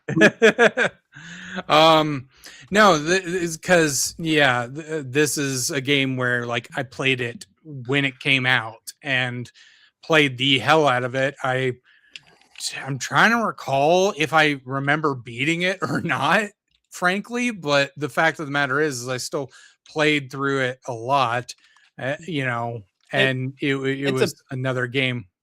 It's a pretty memorable final boss fight, so if you beat it, you'd remember it. Okay. Kamek basically increases Baby Bowser's size, and you literally fight him in a third person. Like a first person perspective. Okay, yeah. Now I remember it now. Yeah. Very unique. Yeah. Compared to think like the that rest was of the game, it's like something completely different. Yeah. So that's what it was. I don't think I beat it, but I think it was like my brother had a friend over that like beat it or something like that. Cause I remember seeing, I recall I have a memory of it on a tube TV. So but I don't think I was doing that. But regardless, I still played the ever-living crap out of this game when I was a little kid and just had an absolute blast with it. And just like the style, the art style of it. I mean, despite the sound of Mario crying, because I was not good at this game when I was a kid. So it was perseverance that got me through, that kept me going. But I heard that sound a lot. And it just, like I hear the sound and it's like as an adult and it's piercing, but it's still like, but then it's you've still got like, bump. Yeah. Which is makes up for it. Doing all that, all of that. It's fantastic. Yeah, I can't do it anymore. I used to be able to do that voice. You used to be able to do it perfectly. Yeah, I don't know. Frankly, anymore. With Yoshi sounds, I just basically think of doing a Meatwad impression and then Yep. Do it now. Go right now. But what the hell are you doing? Pretty good. Do right now. Do right now. Hey, banana. I was like, "How banana?" That's not cool, man. Oh, I don't have that soundbite on my thing anymore. Alrighty. Yeah. Yoshi's Island, fantastic game. So. All right, Moon. What do we have for number one? My number one game takes two things I really like and puts them together. Star Wars Dark Forces. Doom style gameplay, Star Wars. Aha. The Adventures of Kyle Katarn. Yeah. It's a great game. We'll just end it at Star Wars Dark Forces. Yeah, I have a feeling that's going to be talked about again. I just go ahead, go because I'll piggyback off it. Go ahead and put it on mine. That's kind of what I figured. Yeah, I mean, tag team. It's just I loved Doom. I love Doom. I've got Doom on practically everything. If I had a refrigerator that had a freaking screen on it, I'd probably put it on that too. But yeah, I mean, but it also improved on the Doom formula in that you could jump, you could look up and down. It's just more to it. It actually utilized mouse controls better. Yeah. Well, I was gonna say it's the first first-person shooter to do different levels on the same level. Like, there'd be a top floor, a bottom floor. Yep. voice acting and all the other happy stuff that goes with it too. I mean, it was just a great game, top to bottom, and I just loved the hell out of it. Like you said, it introduced Kyle Katarn. It introduced the Dark Troopers and put them into canon. It's just a fun game. Because like any Star Wars game before this, it's basically like, okay, it's following the movie in some way. This is the first like departure that it's its own separate story. Yep. That they gave us something new, something different. Was it based on any books or novels at the time? No, it was a whole new creation. That's cool. And it did so well, it spawned many Jedi Knight Academy games. Yep. So it's just a fun game. I bought the remaster, whatever, 2 years ago when it came out. Yep, I got that too.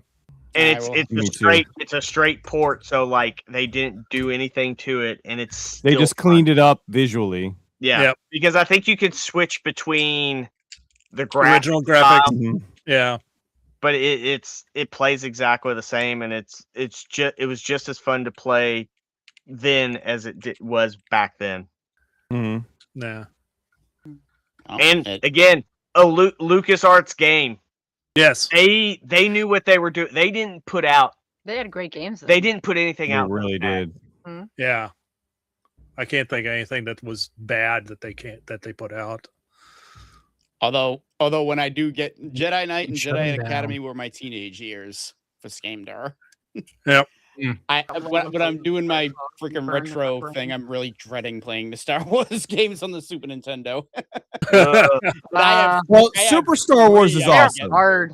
They're fun. They're fun, but they're hard. Super Star Wars is totally doable. After that, it gets like Empire and Jedi are both ridiculous. Yeah. But Super Star Wars is it's actually, I don't want to say it's like the manageable of the three. Yeah, it's doable. Like I think you should be able to get like there's the one part that when you're jumping on the sand crawler is a pain in the ass, because like if you miss, then you go all the way down the bottom. But yeah, it's but it's still that one's it's fun. The other ones are I gotta pain in the Chrono ass. Trigger first, and I'm sure Empire is the worst. Is the hardest one. Yeah, Jedi isn't too bad, but it's just a lot of projectile random nonsense coming at you every direction. I gotta beat Chrono Trigger first, and I'm sure after that, I'm probably gonna roll Earthbound. I'm probably gonna roll Final Fantasy VI, and I'm never gonna get to these fucking games because I keep hitting RPGs. Right. Populous. I think Populous is supposed to be a really long fucking game. Populous, there's 999 levels. Yay! That's gonna be fun. Wow, it's gonna take you 999 years. Now, well, the only thing is, if you do, the better you do in a level, the further ahead. So you could be on like level 1, you do really well. You'll skip ahead to like level 15 or something. Yeah, I don't see that happening on my blind run. Yeah, probably not. Anyways, my number one, and I really kind of hate having to go last, but had the same number one, so here I am. My number one, Diddy's Conquest. I can't believe we're the only two that have it on our list. I'm a solid game. By that, because this also almost made my soundtrack too. I didn't put it as my soundtrack because I didn't want to spoil my number one. You sure that's not Diddy Kong's Quest? Did he do it? Kong Quest. Todd McFarlane presents Diddy Kong. Yeah, Todd McFarlane. Diddy. Anyways, can't even do it now. Diddy's Conquest. Donkey Kong Country is amazing. I love Donkey Kong Country. Donkey Kong Country 2, Diddy's Conquest is just better on every level. Dixie is the difference between the two characters with Dixie and Diddy is much better than the difference between Donkey Kong and Diddy in the first one. But what really makes this game stand out more is the boss fights. The boss fights in the original Donkey Kong Country are, I mean, save the final boss. They're very Well, it's just jumping on top of the bad guy, pretty much. Yeah. Over and over again, you know. Adds so much more to the boss fights. Like you're battling the giant sword in the lava, and you have to keep going back and forth from the platforms so you can get the cannonball to actually hit them. Right. There's the friggin' eagle, vulture that you have to throw the eggs at, and oh, it's lovely. The soundtrack for this game, like I said, I believe Grant Kirkhope worked on the Donkey Kong Country games, if I remember correctly, and he's just a phenomenal composer in general, but really knocks it out of the park with this one. Stuff like Sticker Brush Symphony, actually Aquatic Ambiance is Donkey Kong Country 2, oh, Donkey Kong Country 1, but the boss battle theme in this game, the chase scene with when the ghost is chasing after you on the mine carts. Oh, and there's a theme park world. Forgot about that too. Any game that has a theme park world is much better for its inclusion. Hey, isn't there one in Batman and Robin? Kinda. I mean, there's Alice in Wonderland world. So you're a big fan of Fortnite then, right? There's a theme park world in Fortnite. Yes. Yeah, there's an area of the map that's a festival or a amusement park right now. Well, yeah, that yeah.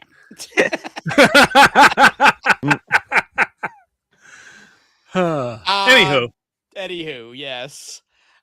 Also, Donkey Kong Country 2 also has the expert levels as well, who reward you for the exploration, just like Yoshi's Island. These experts levels are also insanely difficult if you've ever ridiculous difficult found them. Also has a bonus final boss. If you do beat every single expert level, that is an absolute nightmare to fight. He's more of a endurance round boss, though. You only need to hit him once, but you have to wait for him to actually be vulnerable in order to do so. What else can I say about this game? It was good. I was gonna say I it's also getting wow, it's 1:30. Okay, I'm gonna stop. It's better than the third one. much better than the third one. I was not a fan of the third one. We don't talk about the third one. Anyways, yes, it's 1:30. I'm gonna stop there. Phenomenal game, one of my favorites on the system. So there we have it. I can't do the math right now, but I'm pretty sure Yoshi's Island won.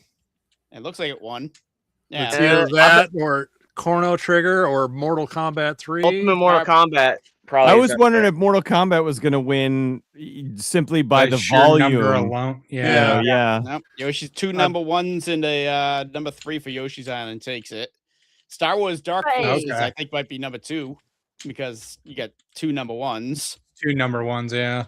And I had Dark Forces on my list, but it just got edged out. You needed to get that. Here I thought that there would be all of us would have a different number 1, but but there are 2 of the same. I think it's probably it's one of the most like skewed. Yeah, like we had a lot of the we had a lot of variety really because 95 was just there's only a few games that multiples of. Right. All right. And they were the big ones like Mortal Kombat and Twisted Metal. Twisted Metal. Yoshi's Star Island. Wars, Yoshi's Island, Chrono Trigger. I'm stunned. Nobody else had Earthbound. Never played it. I've never played it. Oh, you all need to I know it's great, and I have it on my Super Nintendo Classic. Y'all have to play it. It's so good. I know I want to, but I never had a Super Nintendo. I'm playing. I'm like 50 hours into Crimson Desert. You're quit petting cats. You're forgiven, Moon, because I know you were busy. I'm building a cat army. Well, in 95, I was in college, so I'm gathering the Lofi cats. All right, so I'm going to spin the wheel. We got Patrick, Blaine, and Cecil. Who's gonna land? Who gets to choose? Round and round goes the wheel. Wheel of morality. Turn. And it is Blaine. Oh, give us a year. Yes. And I don't know if Blaine is in the right state of mind to be choosing a year right now. 420. Year 420. Year 420. Hee hee. Ha ha. Shit. Yeah, I don't know. I don't even know, like, what anything before 2020. That's 95 was it 95, Yeah. 98? We did 95. We did 98. We did 97. We haven't done. Well, let him choose, and I'll say. Did if we it's do? not- We did 2001.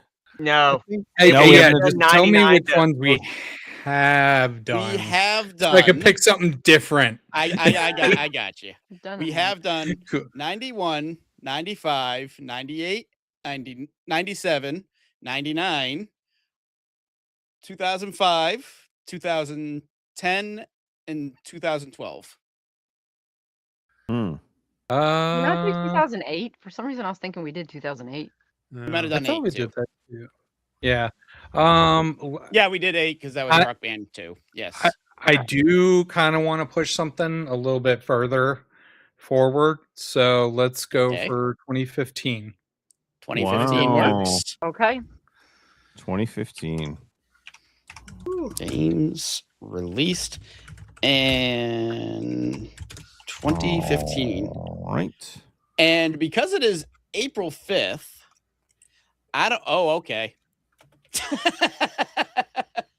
Where is this going? What do you mean? You said because it's April 5th. Well, I got trying to this figured figure out out. when I looked at the games released in 2015 and realized what I think everybody's going to have as number 1. Oh boy, I immediately know my number 1. Anyways, since it is April 5th, I was wondering if how everybody's April looks, if we wanted to see if we can get another one in this month, or if we want to just wait until May. My April is my Saturdays As far in as I April know, are we're good. pretty much Yeah. open. Yeah. Yeah, my April's pretty open. All right, the 11th Yeah. it is next week. Give me a little more time than that. No, That's okay, right. so the 25th then, end of the month. Sure. Sure, Yeah. work. Sure. Yeah, that That'll works. Cool. Yeah. So the next one will be the 25th. It'll be 2015. I'm going to bed. All right. All Have a right. good night, All right. all. All right. Bye-bye.